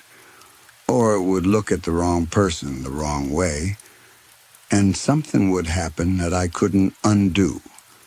That confrontation was 4 months ago. She's better now. That's what I tell people. That's what Sarah tells people, too, because Sarah wants to believe it. It's easier to believe it. My mom recovered beautifully from surgery. My mom has energy again. My mom laps. My mom is back. And she is. In the way that matters when you're sitting across from someone at a table and you want your life to stay normal. She calls Sarah sweetheart now. She calls me honey sometimes. She bakes on Sundays like she used to, flour on her hands, humming softly to herself. She remembers birthdays. She sends texts with the right emojis. She laughs at the right moments and even cries at the right ones. Eyes wet, voice catching slightly when the conversation turns sentimental. She learned the timing. That half-second delay is gone now, or so small you wouldn't notice unless you were waiting for it. Last week, she touched my hair the way Mom used to. Absent-minded, gentle, tucking a strand behind my ear like she was smoothing the world back into place. The gesture was so perfect, it made my throat burn. It's perfect now. Every detail. Perfect. And that's why I'm writing this. Not because I think anyone can fix it. Not because I think there's a hotline for something answered my mother's prayer. Not because I'm looking for a priest or a scientist or a conspiracy form. I'm writing because I need someone, somewhere, to know that the woman in that house is not my mother. She is something that studied my mother, learned my mother, and is performing her with more precision every day. And the worst part, the part that wakes me up at night and sits on my chest like weight, is not the fear that it will hurt me. It hasn't hurt me. It's the opposite. Last Sunday, she made my favorite meal, the one my mom used to cook when I was a kid, and had a bad day. The smell alone hit me so hard it brought back a memory of being small, sitting at that same table, my feet not reaching the floor. She set the table the way my mother always did. Fork on the left, knife and spoon on the right, napkin folded into a triangle. She poured me a glass of wine. She sat across from me and told me about her week and asked about mine. She made the right small jokes. She sighed at the right moments. She listened like she cared. For a few hours, I almost forgot. Not fully, not in a clean way, but enough to breathe. When it was time to leave, she hugged me at the door. She held on one beat longer than necessary, the way Mom always did, the way that used to annoy me when I was a teenager, and now feels like a precious detail of being loved. And then she whispered, soft and steady, "I love you." I said it back. I heard myself say it. I felt the words leave my mouth like a habit, like a reflex, like a truth that didn't know what else to do. Because whatever is in that house, or whatever crawled into my mother's body or grew out of the space where she used to be, keeps trying. It's trying so hard to love me. It's trying to do the gestures correctly, to say the words correctly, to press itself into the shape of the woman who raised me. And I don't know what it wants in the long run. I don't know if the love is real or if it's just another learned behavior, a tool, a way to keep me close and calm. All I know is that some nights, when I'm tired, and I miss my mother so much it feels like a physical ache, I let it happen. I let it be my mom for an hour. I let the performance wash over me like warm water. And then I go home and lie awake, staring into the dark, wondering what I'm feeding when I do that. Story 4. Let me explain because I know how this sounds. I take the same route to work every day. It's not even a route, really. It's muscle memory at this point. Main road out of my neighborhood, onto the freeway, off at the same exit, down the frontage road, one more turn, and then the office parking lot. I've done it so long I can do it half asleep. I know where the potholes are. I know which light is always red. I know which gas station has the good coffee, and which one smells like old fryer grease. I've lived here for 20 years. I've watched new neighborhoods go up, watched empty lots turn into strip malls, watched older buildings get torn down and replaced by boxy apartments. I'm used to change. I'm used to construction. I'm used to the slow way a place updates itself. That's why I'm telling you this house was not there yesterday. It wasn't, I didn't notice it. It wasn't, I never drive that road. It wasn't hidden behind trees or scaffolding. The lot at the end of the road has always been an empty patch of dirt with weeds and a crooked chain-link fence that never got fixed right. It's one of those useless lots that sits there year after year because nobody can decide what to do with it. I've seen it in every season. I've seen it after storms when the dirt turns into sticky mud. I've seen it baked dry in summer. I've seen kids cut across it as a shortcut. I've seen the same trash caught in the fence for months at a time. This morning, that empty lot had a house on it. Not a new build either. Not framing, not fresh plywood. Not a foundation with orange cones around it. A house. A whole, complete house.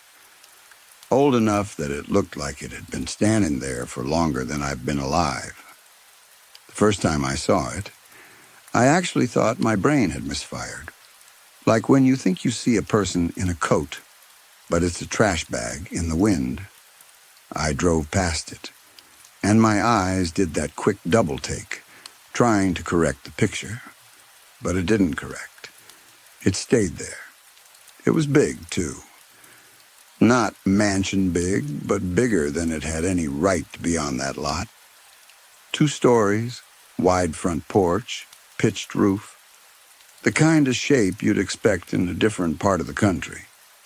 Like someone picked up an old southern house and dropped it into a place where it didn't match the rest of the street. And it was wrecked.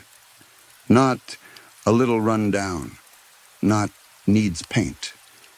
It looked abandoned in a way that felt personal, like it had been neglected on purpose. The outside was all water-stained gray and peeling brown. The paint didn't just chip. It lifted in thick curls, showing older layers underneath, like scabbed skin. 2 thick white columns held up the porch roof, but the white was flaking off them in big strips, and even from the road I could see cracks that ran down the sides like stress fractures. The roof was a mess. Some places sagged like they were one good rain away from collapsing. In other places, the shingles were missing so badly it looked like the house had been bitten. There were dark patches where the wood underneath showed through, damp-looking, even though the weather's been dry. There were windows across the front. Too many small windows, each one glazed over like it had a film of old rain trapped behind the glass. The frames looked swollen and soft, like they'd been wet for years. Every window had that same wrong feeling, like it didn't belong there, like the house had too many eyes. And yes, there was ivy. Actual ivy crawling up the siding, thick and green and alive, grabbing onto the house like it was trying to hold it in place. It was the only thing that looked healthy, and that made it worse, because it meant the house wasn't a fresh prop. It meant something had been growing there long enough to spread. I'm a horror fan. I'm the kind of person who sees a creepy doorway in a movie and thinks, "Don't go in there," but also leans closer to the screen anyway. So my first reaction, after the shock wore off, was honestly excitement. A weird, stupid thrill. A haunted house just appeared on my commute. That's like the beginning of a story I'd click on immediately. For about 30 seconds, I even entertained the idea that it was some kind of pop-up attraction. Like maybe a production company had dressed the lot overnight for a shoot, or there was some local haunted house thing I hadn't heard about. It's spring, but people advertise Halloween stuff early sometimes, and social media makes everything weird now. I've seen pop-ups for TV shows, for brands, for escape rooms. Why not a horror house? Except it didn't look like a set. It looked heavy, real, settled. And when I drove past it, I felt cold. Not chilly because the AC was on. I had my windows down. It was a warm morning. That kind of early spring warmth that makes you think winter might finally be done. The breeze was soft. The sun was out. But when my car passed that house, a cold feeling slid over my skin like I'd driven through shade that wasn't there. I got goosebumps on my forearms. The back of my neck prickled. It didn't last long, but it lasted long enough that I noticed it. And I had that second feeling, too. The one I don't like admitting because it makes me sound dramatic, uneasy, like someone was watching me. Not like a neighbor noticing a car, like a focus, like I had been seen and measured. I kept driving because what else do you do at 8 in the morning on your way to work? I told myself I'd think about it later. I told myself it would make sense once my brain fully woke up, but I couldn't stop thinking about it. All the way down the freeway, I kept replaying the image in my head. The way the porch roof sagged, the way the ivy climbed, the way the windows looked like they were looking back. When I got to work, I sat in the parking lot for a minute with my hands on the steering wheel, just breathing and listening to the normal sounds of the world. A truck backing up somewhere, a coworker's car alarm chirping, a distant siren. Normal life. Then I went inside and tried to do the rational thing. Look it up. There had to be an address at least. Even if it was a set, even if it was temporary, the lot had an address. The city keeps records. Google Maps has everything. It's not like you can just drop a whole house somewhere and have the internet not notice. At my desk, I pulled up Google Maps and typed in the street. I zoomed in until I could see the lot clearly. According to maps, the lot was still empty. An empty patch of dirt. Same shape, same bend in the road, same nothing. I switched to satellite view. Empty lot. I opened Street View, dropped the little yellow figure, and stood right where I'd been driving. Empty lot. No porch, no columns, no ivy, no roof, just dirt and weeds and the fence. I even used that timeline slider thing in Street View, the one that lets you look at older images, because I thought maybe the house had been there years ago and got torn down, and I'd somehow forgotten. Maybe the city rebuilt it. Maybe I was mixing up locations. Every year, it was still empty. 5 years ago, empty. 10 years ago, empty. As far back as Street View would let me go. Empty. I sat back in my chair and stared at my screen for a long time, waiting for my brain to produce a normal explanation. Maybe I took a wrong turn this morning, but I didn't. I know I didn't. I could drive that route blindfolded. Maybe I was thinking about a different lot. No. The bend in the road was the same. The way the sidewalk ended near the fence was the same. The little storm drain in the curb was the same. I know that spot. I tried the county property viewer next. Every county has some version of it, even if the website looks like it was built in 2008 and never updated. I searched the parcel number for the empty lot. It came up like it always had. Vacant land, no structures, no permits, no recent sales, no new listings. I started to feel that same hum I'd felt on the drive, except now it was inside my skull. Not quite pain, just pressure. I opened Zillow, mostly because it felt like the kind of site that would accidentally reveal something official. Listings show up even when people don't want them to. Sometimes you can see old photos. Sometimes you can see weird off-market stuff. Sometimes you can see a house's entire history, like a diary you weren't supposed to read. I searched the street. Nothing. Then I searched by drawing the map box around the lot, zooming in and clicking the area. For a second, my heart actually jumped, because there was a listing. It appeared in the results like it had always been there. Same spot, same lot, same weird angle of the road bending off, the way the street curves slightly and then dead ends. The thumbnail photo showed the house, not a new photo, an old one, grainy, slightly washed out like it had been scanned from something physical instead of taken with a modern phone. The colors looked wrong, faded in that way old photos fade. The sky in the picture was too pale, the shadows were too dark, and the picture looked like it had been taken from the front yard, not from across the street, not from the sidewalk, from close, from the angle of someone standing near the porch steps, pointing the camera up at the columns. That detail made my stomach tighten, because it meant whoever took that picture had been right there, close enough to touch the house. I clicked the listing. The page loaded just long enough for me to see the price listed as a dash, just like the site didn't know what to do with it.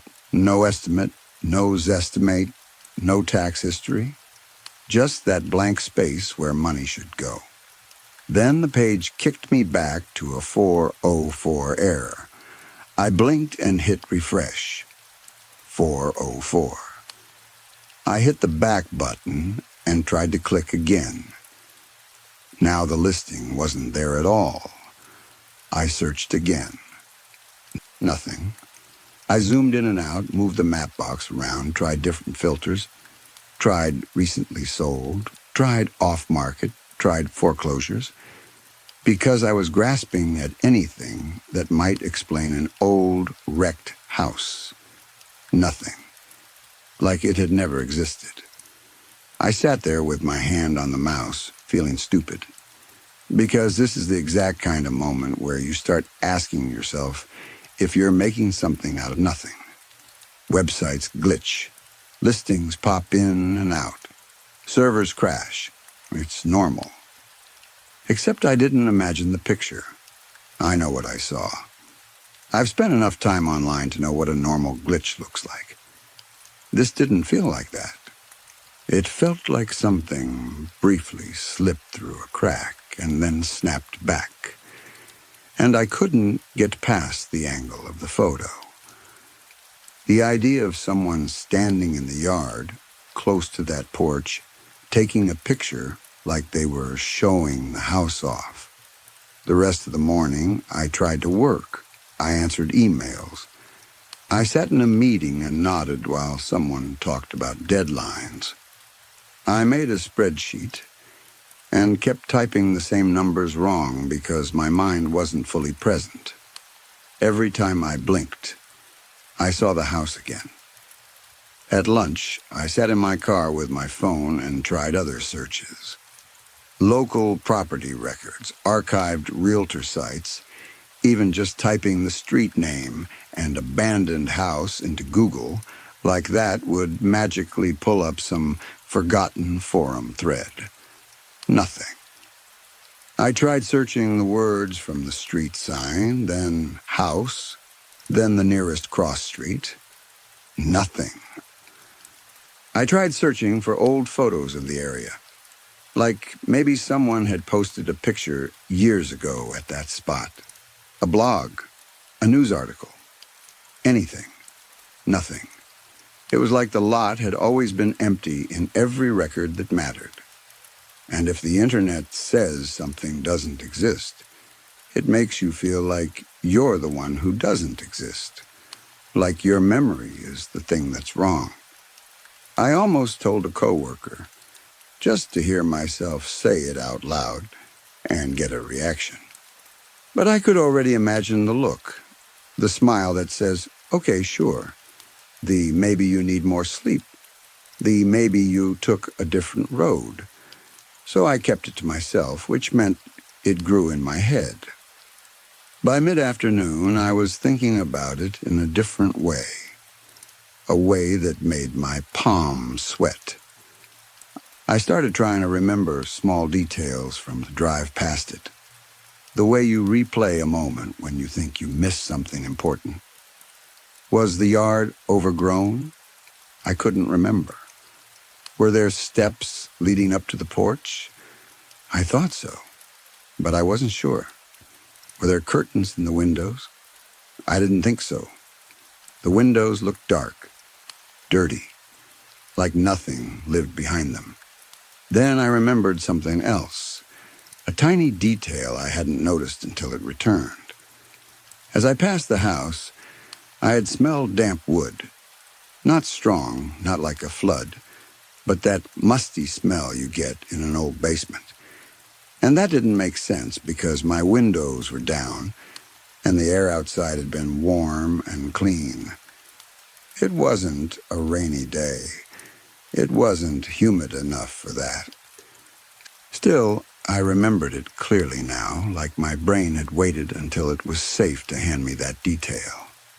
When work finally ended, I sat at my desk and stared at my computer screen long after most people left. The office got quieter. The overhead lights seemed harsher. I could hear my own typing echo a little more than usual. I didn't want to go home because going home meant I'd have to drive past the lot again, and I didn't know which was worse, seeing the house still there or seeing it gone. If it was still there, then it was real, and I had no explanation. If it was gone, then I'd have to accept that I'd hallucinated a whole building, and that felt like the first step toward not trusting anything. I finally left because the cleaning crew came through, and the woman pushing the cart gave me a look like, "You need to go." On the drive back, I kept my eyes forward too long, like if I didn't look at the end of the road, the house couldn't exist there. That's not how roads work, though. Eventually, you have to see what's ahead. The light turned green. I rolled forward. And there it was. Same house, same porch, same sagging roof, same ivy. In the fading afternoon light, it looked worse somehow. The shadows sank into the peeling paint and made it look bruised. The windows reflected the sky in a dull, milky way, like the glass was thick and old. The ivy looked darker, almost black in places. And the cold feeling came again, right as my car passed the property line. It slid over me like I'd driven through a pocket of winter that didn't belong in spring.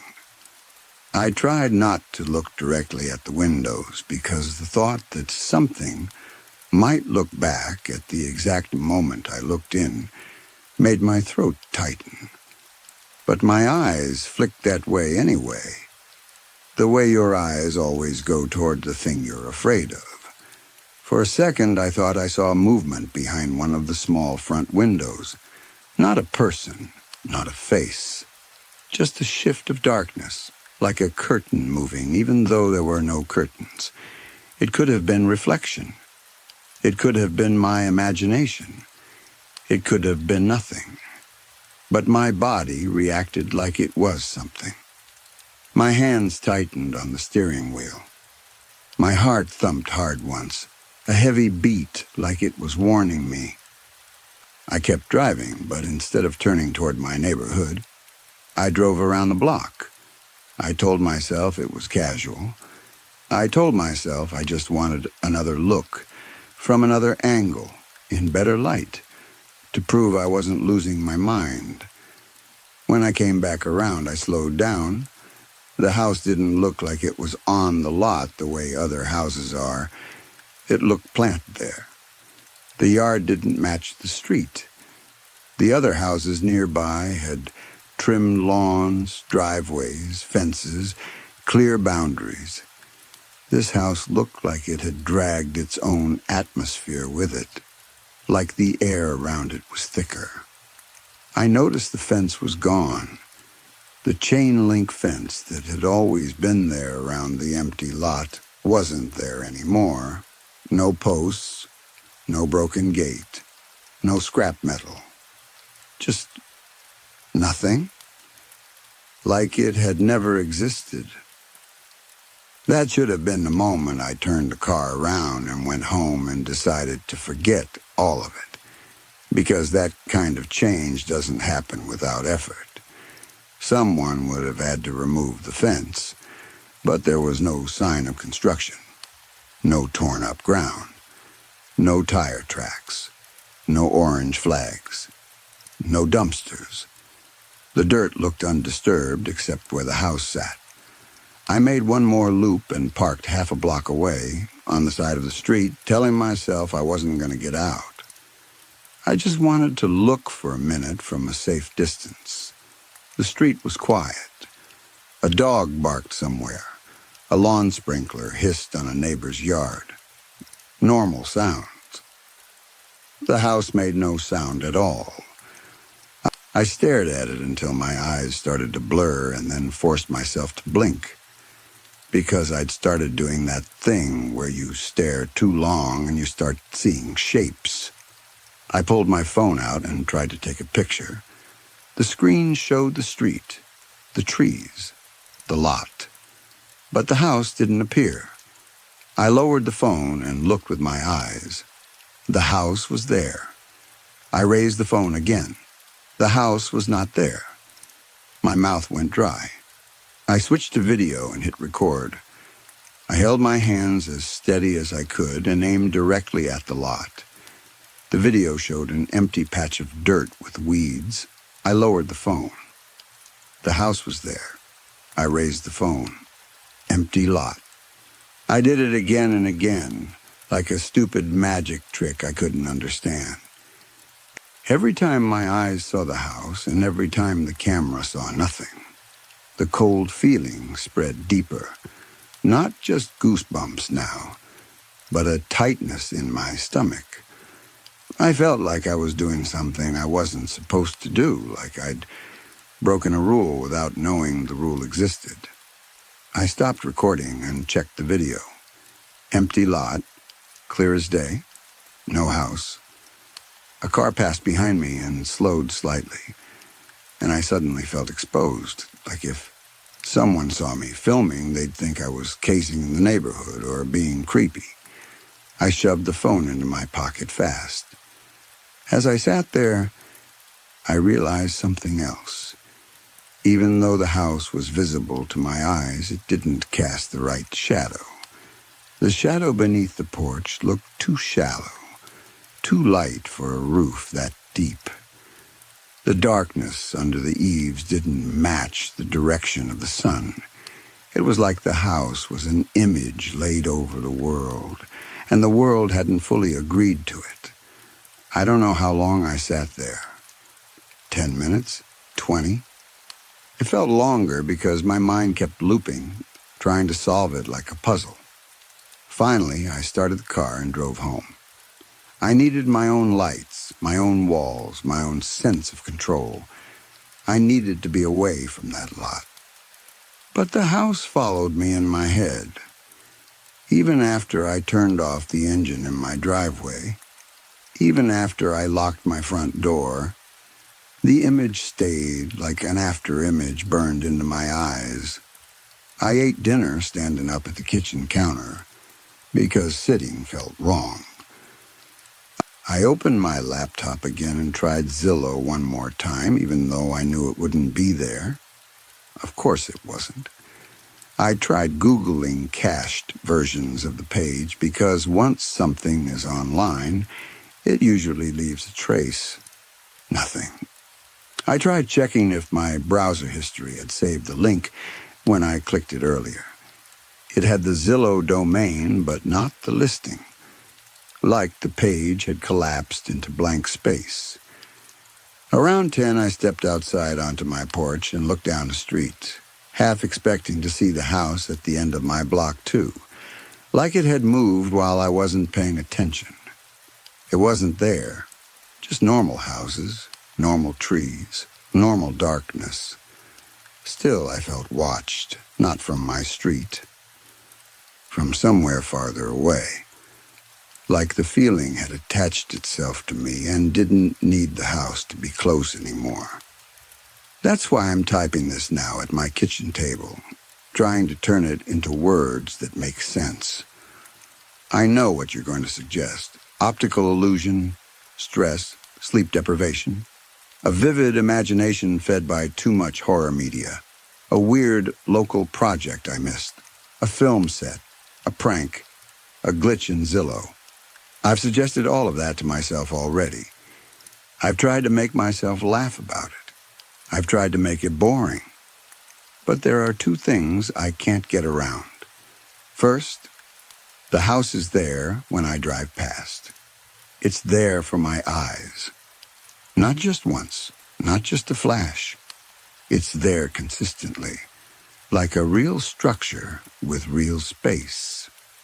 Second, it isn't in any record I can find.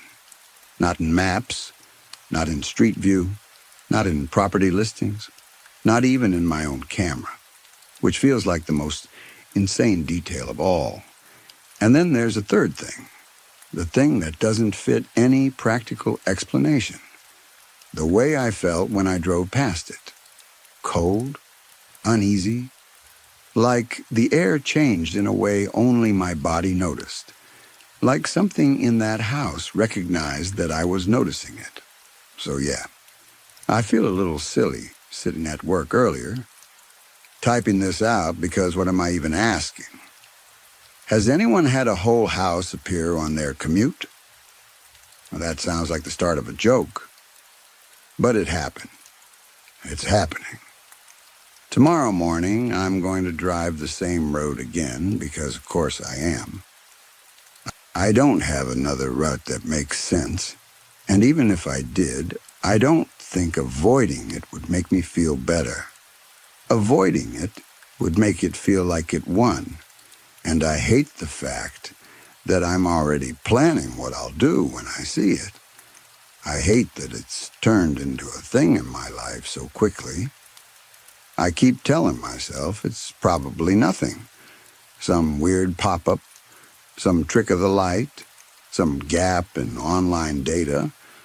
But the longer I think about it, the more one question keeps pressing against the back of my mind, steady and annoying and terrifying. If the house wasn't there yesterday, and it's there today, and it doesn't show up on any camera or map, what else can see it? And what exactly saw me when I looked at it? Story 5. There's a man in my attic. I heard a creaking not too long ago. It was so small I almost talked myself out of it. The way you do when the house makes a noise and you decide it's just wood shifting or pipes cooling down. This place is old. It has plenty of harmless sounds. A soft pop in the walls. A sigh in the floors when the temperature changes. The slow complaint of a stair that's been stepped on too many times. But this wasn't like that. This was a careful sound. A measured weight. Something that didn't belong to the house itself. Something separate from it. A short series of boards flexing. Then a pause, then another flex, like whoever was up there knew they should be quiet and was failing at it. At first, I stayed still on the couch and tried to listen without moving my head, without breathing too loudly, because I've learned that if you react too fast, your imagination grows teeth. It starts chewing on the empty space. It turns the smallest sound into a whole story, and then you can't stop it. But the thought was already there. It wasn't a full fear yet, more like a blister, the kind you keep touching even though it hurts. The more you sit with it, the more your mind starts building options. A raccoon, a stray cat, a branch scraping the roof, a loose vent cover, or something worse. Someone worse. And once you get to that last option, you can't go back to normal. You either do something, or you sit there until your nerves turn into wire. So I got up and went toward the stairs. I didn't turn on any lights. I didn't need them. I know this house better than anyone ever has. I know the exact spots where the floor will creak and where it won't. I know which step complains and which step stays quiet if you place your foot on the outer edge. I know how the shadows sit in the corners and how the moonlight shifts across the hallway when the clouds move. I moved slowly, not because I was afraid of tripping, but because I didn't want to make the kind of noise that tells someone, clearly, you are not alone. The hallway upstairs was darker than the living room and colder too, like the air didn't circulate properly up here. The wallpaper was old, the kind with faded flowers that looked bruised in low light.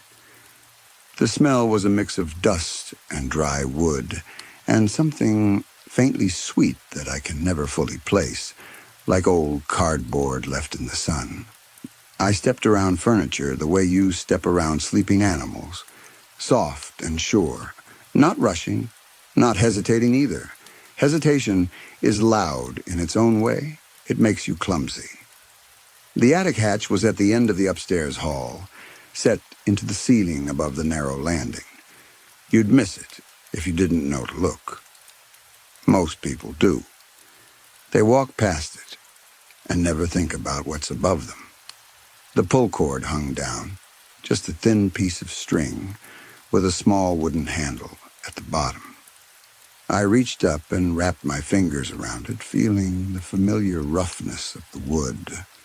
For a moment I waited, holding my breath. Nothing. No new creak. No shuffle.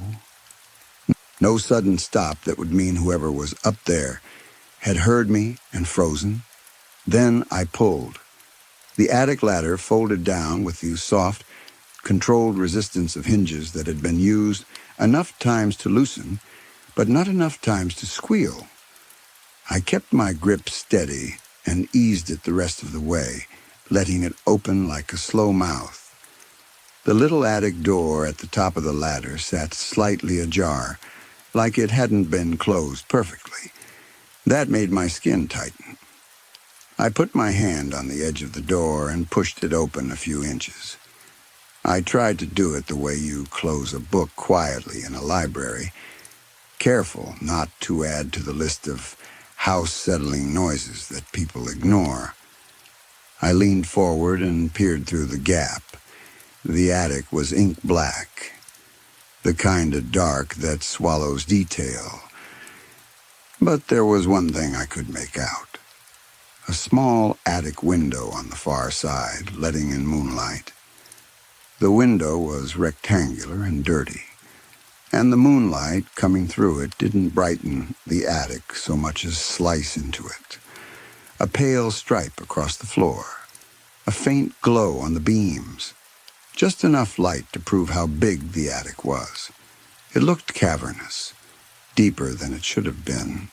Most attics are cramped, filled with insulation and boxes and spider webs. This one felt like a room that had been forgotten on purpose. I stayed there in that small opening, half in the hallway and half in the attic, breathing slow, in and out, keeping my head calm, not letting the excitement rush up too fast. Then I saw a movement cross the moonlit window, a shadow, tall and bulky, cutting through the pale rectangle of light like a person walking past a screen. It wasn't quick. It wasn't sneaky. It was a confident stride, almost relaxed, as if he owned the space already. A second later, I heard the boards under him respond. Not accidental creaks, not random shifting. Heavy, deliberate steps that pressed down into the old floorboards and made them groan. Each footfall seemed chosen, like he wanted the house to know he was there, like he wanted someone to hear. My heart started beating harder, not because I thought he was going to jump down and attack me, not even because I was scared of being hurt. It was the feeling of being confronted with something that shouldn't be happening, and realizing your options are suddenly very limited. The shadow moved again closer to the hatch. The boots appeared in the slice of moonlight on the attic floor, and I could see them clearly now, heavy, work-worn, thick soles. He stopped, and the board settled under his weight. For a moment he stood perfectly still. Then he turned, slow and sure, until his boots pointed toward the opening where I was crouched. I should have moved then. I should have eased the door shut quietly and backed away and convinced myself I'd imagined the shadow. But something in me held, like my body wanted to know how far this would go. I lifted my eyes. He stood with the moonlight falling beside him, lighting one side of his face. The rest of him was a darker shape against darker rafters. The light hit his cheekbone and the edge of his mouth and one eye, and I realized too late that he had been staring down at me already. His visible eye was wide, fixed on the tiny slit where my face was. There was confusion in it first, then a fast bloom of horror, like his brain was trying to place what he was seeing and failing. He looked like he hadn't expected a person to be under the hatch. He looked like he hadn't expected to be seen. For a second we held that stare, his one bright eye in the moonlight and my face half hidden in the crack of darkness below him. Then I closed the attic door quickly and quietly, in one smooth motion, and pulled the ladder back up, folding it away like it had never been there. I moved down the hallway and back toward the stairs, fast but careful, the way you retreat when you don't want footsteps to sound like panic. My heart was racing. The image of his expression replayed in my mind in sharp flashes. The look on his face, the look I must have had, the fear, and beneath that, the thrill. He must have noticed them leaving earlier today. That's what I kept thinking as I went down the stairs. That's what made my mouth want to smile even while my hands were shaking. Because the house has been quiet for a while now, properly quiet. The kind of quiet you can maintain if you put in the work. It isn't easy. You have to pay attention. You have to learn the rhythm of the building and the rhythm of the street. You have to learn what sounds people ignore and what sounds make them stop and listen. You have to make sure nothing is out of place. This house is a system, and I have worked hard to keep it running. But when someone comes in and disrupts it, everything shifts. People get nervous. They start looking in places they wouldn't normally look. They check doors and closets and attic hatches. They call friends. They call police. They shine flashlights into corners. They find things. They find me. So I've learned to keep things smooth, quiet, controlled. And now there was a man upstairs, walking around like the house belonged to him, stomping on the boards like he didn't care who heard. I couldn't allow that. Not because I'm protecting the house itself. The house doesn't need protection. It will rot whether I'm here or not. Wood will soften. Nails will rust. Roofs will sag. That's what houses do when nobody truly loves them. They fall apart slowly, politely, in their own time. No, I needed to protect the quiet. I needed to protect the shape of my life here, because I've lived inside the quiet long enough that it feels like the only thing that's ever been real. People don't understand how easy it is to become part of a place. You start by hiding for one night, then two, then a week. Then you learn the patterns and the blind spots and the times when the street is empty and the neighbors are asleep. You learn how to move without waking a floorboard. You learn where the pipes run, where the air settles, where sound travels. At some point, the house stops feeling like a building and starts feeling like a body you know how to live inside. And then one day, the people who used to live here leave. You watch them pack boxes and drag furniture out, and you stay where you always stay, still as a thought, while their voices echo through the rooms. You listen to them argue about what to take and what to throw away. You listen to the last footsteps, the last door slam, the last car starting in the driveway. And then the silence returns. That happened today. Earlier, I heard the moving truck. I heard the front door open and close again and again.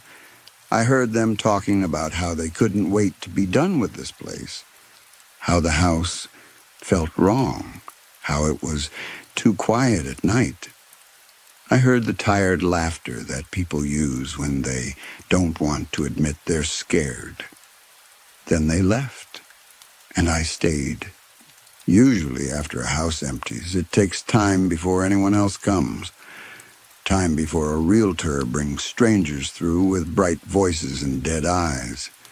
Time before contractors show up and start tearing things apart, pulling up boards, opening walls.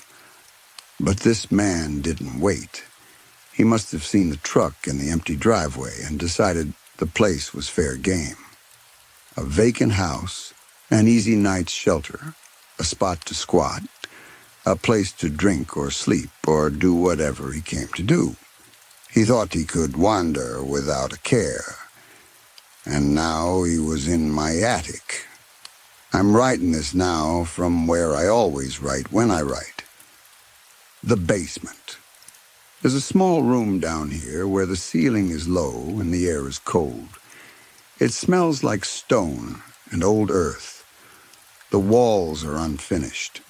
The floor is smooth in some places and rough in others, as if whoever poured the concrete didn't bother making it pretty. There's a tiny window near the ceiling, half covered by a piece of wood I keep in place. It blocks the outside view, but it also blocks the moonlight. Most nights I prefer that. I prefer the basement to be fully dark. Dark keeps things honest. Dark keeps you from noticing details you shouldn't.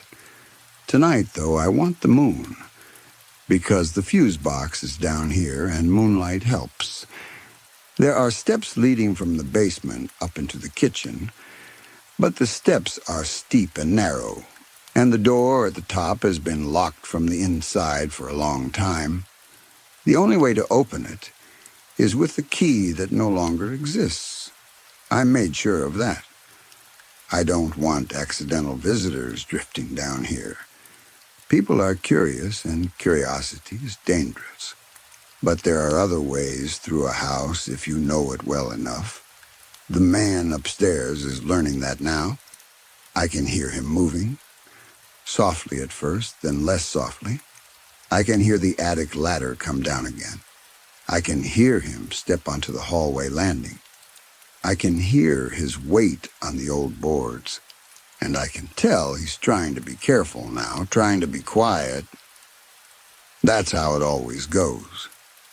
People start confident. Then the house corrects them. He's tiptoeing, but he has the grace of a ballerina with 2 left feet.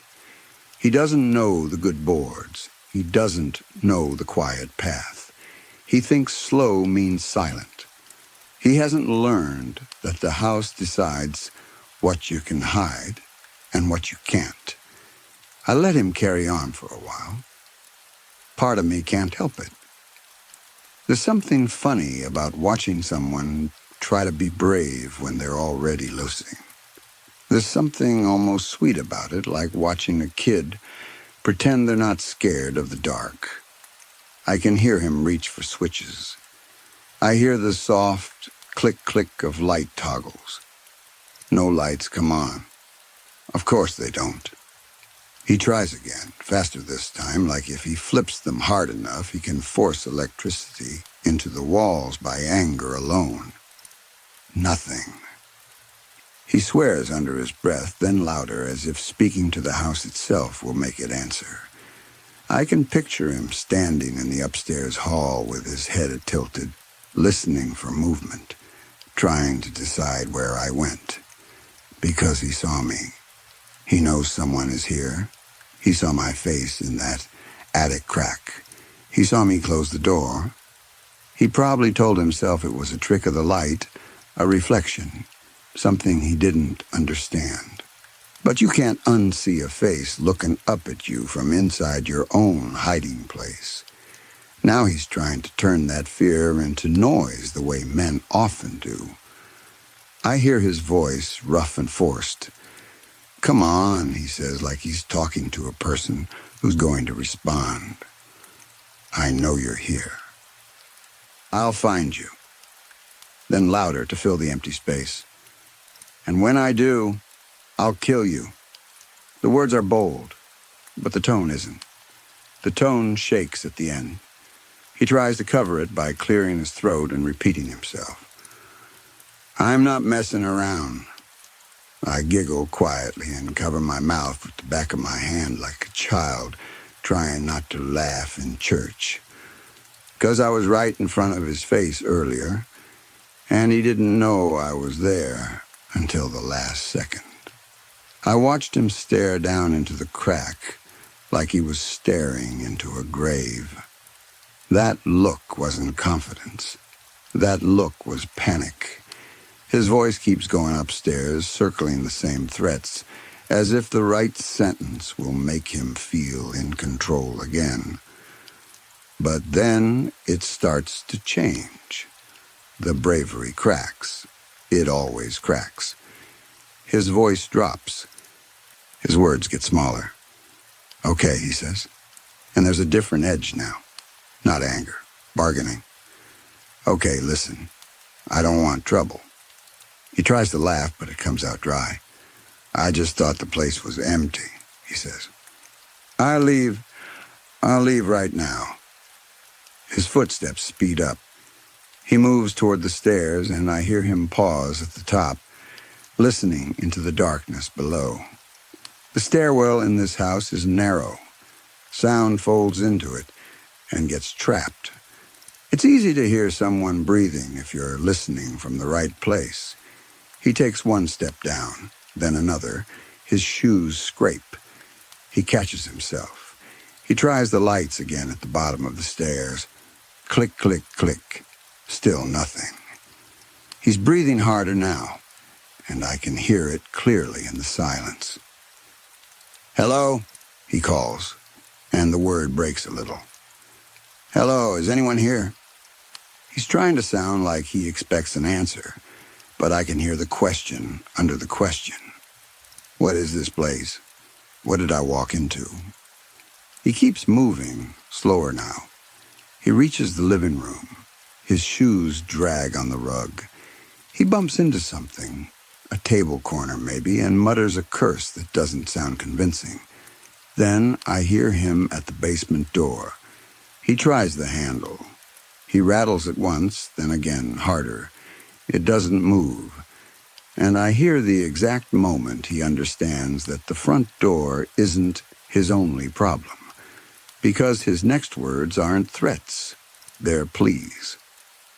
"I can't see," he says, and his voice jumps upward, suddenly too young. "Please, I'm sorry." He knocks on the basement door with his fist. Not the aggressive knock of someone trying to break in. The quick knock of someone trying to wake a sleeping parent. "Please," he says again. "I didn't know. I'll go, I swear." I sit very still on the other side of the door, listening to him beg.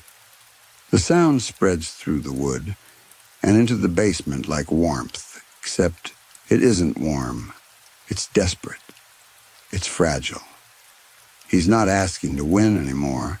He's asking to be spared. I shift slightly on my seat and reach toward the tiny window near the basement ceiling. The wood board that covers it is wedged in place, and it takes a little effort to slide it aside. I move it just enough for moonlight to spill in.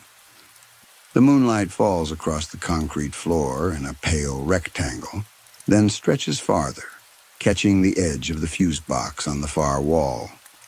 There it is. Plain metal door, a row of switches. Simple. Quiet. Useful. The fuse box is on the other side of the room from where I'm sitting, and the man upstairs has no idea it's here. He doesn't know anything about this basement. He doesn't know how deep it goes, how far it reaches, how many small spaces connect to it, if you know where to press. He thinks he's trapped in a dark house with a stranger.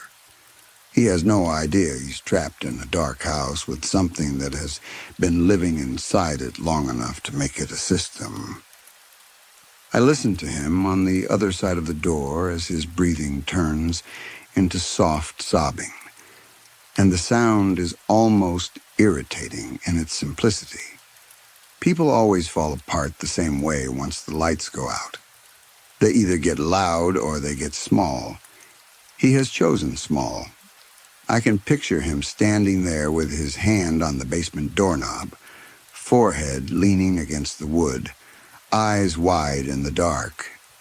I can picture him thinking about the attic hatch, about my face in that crack, about the fact that he cannot hear me anymore, and that is somehow worse than hearing footsteps.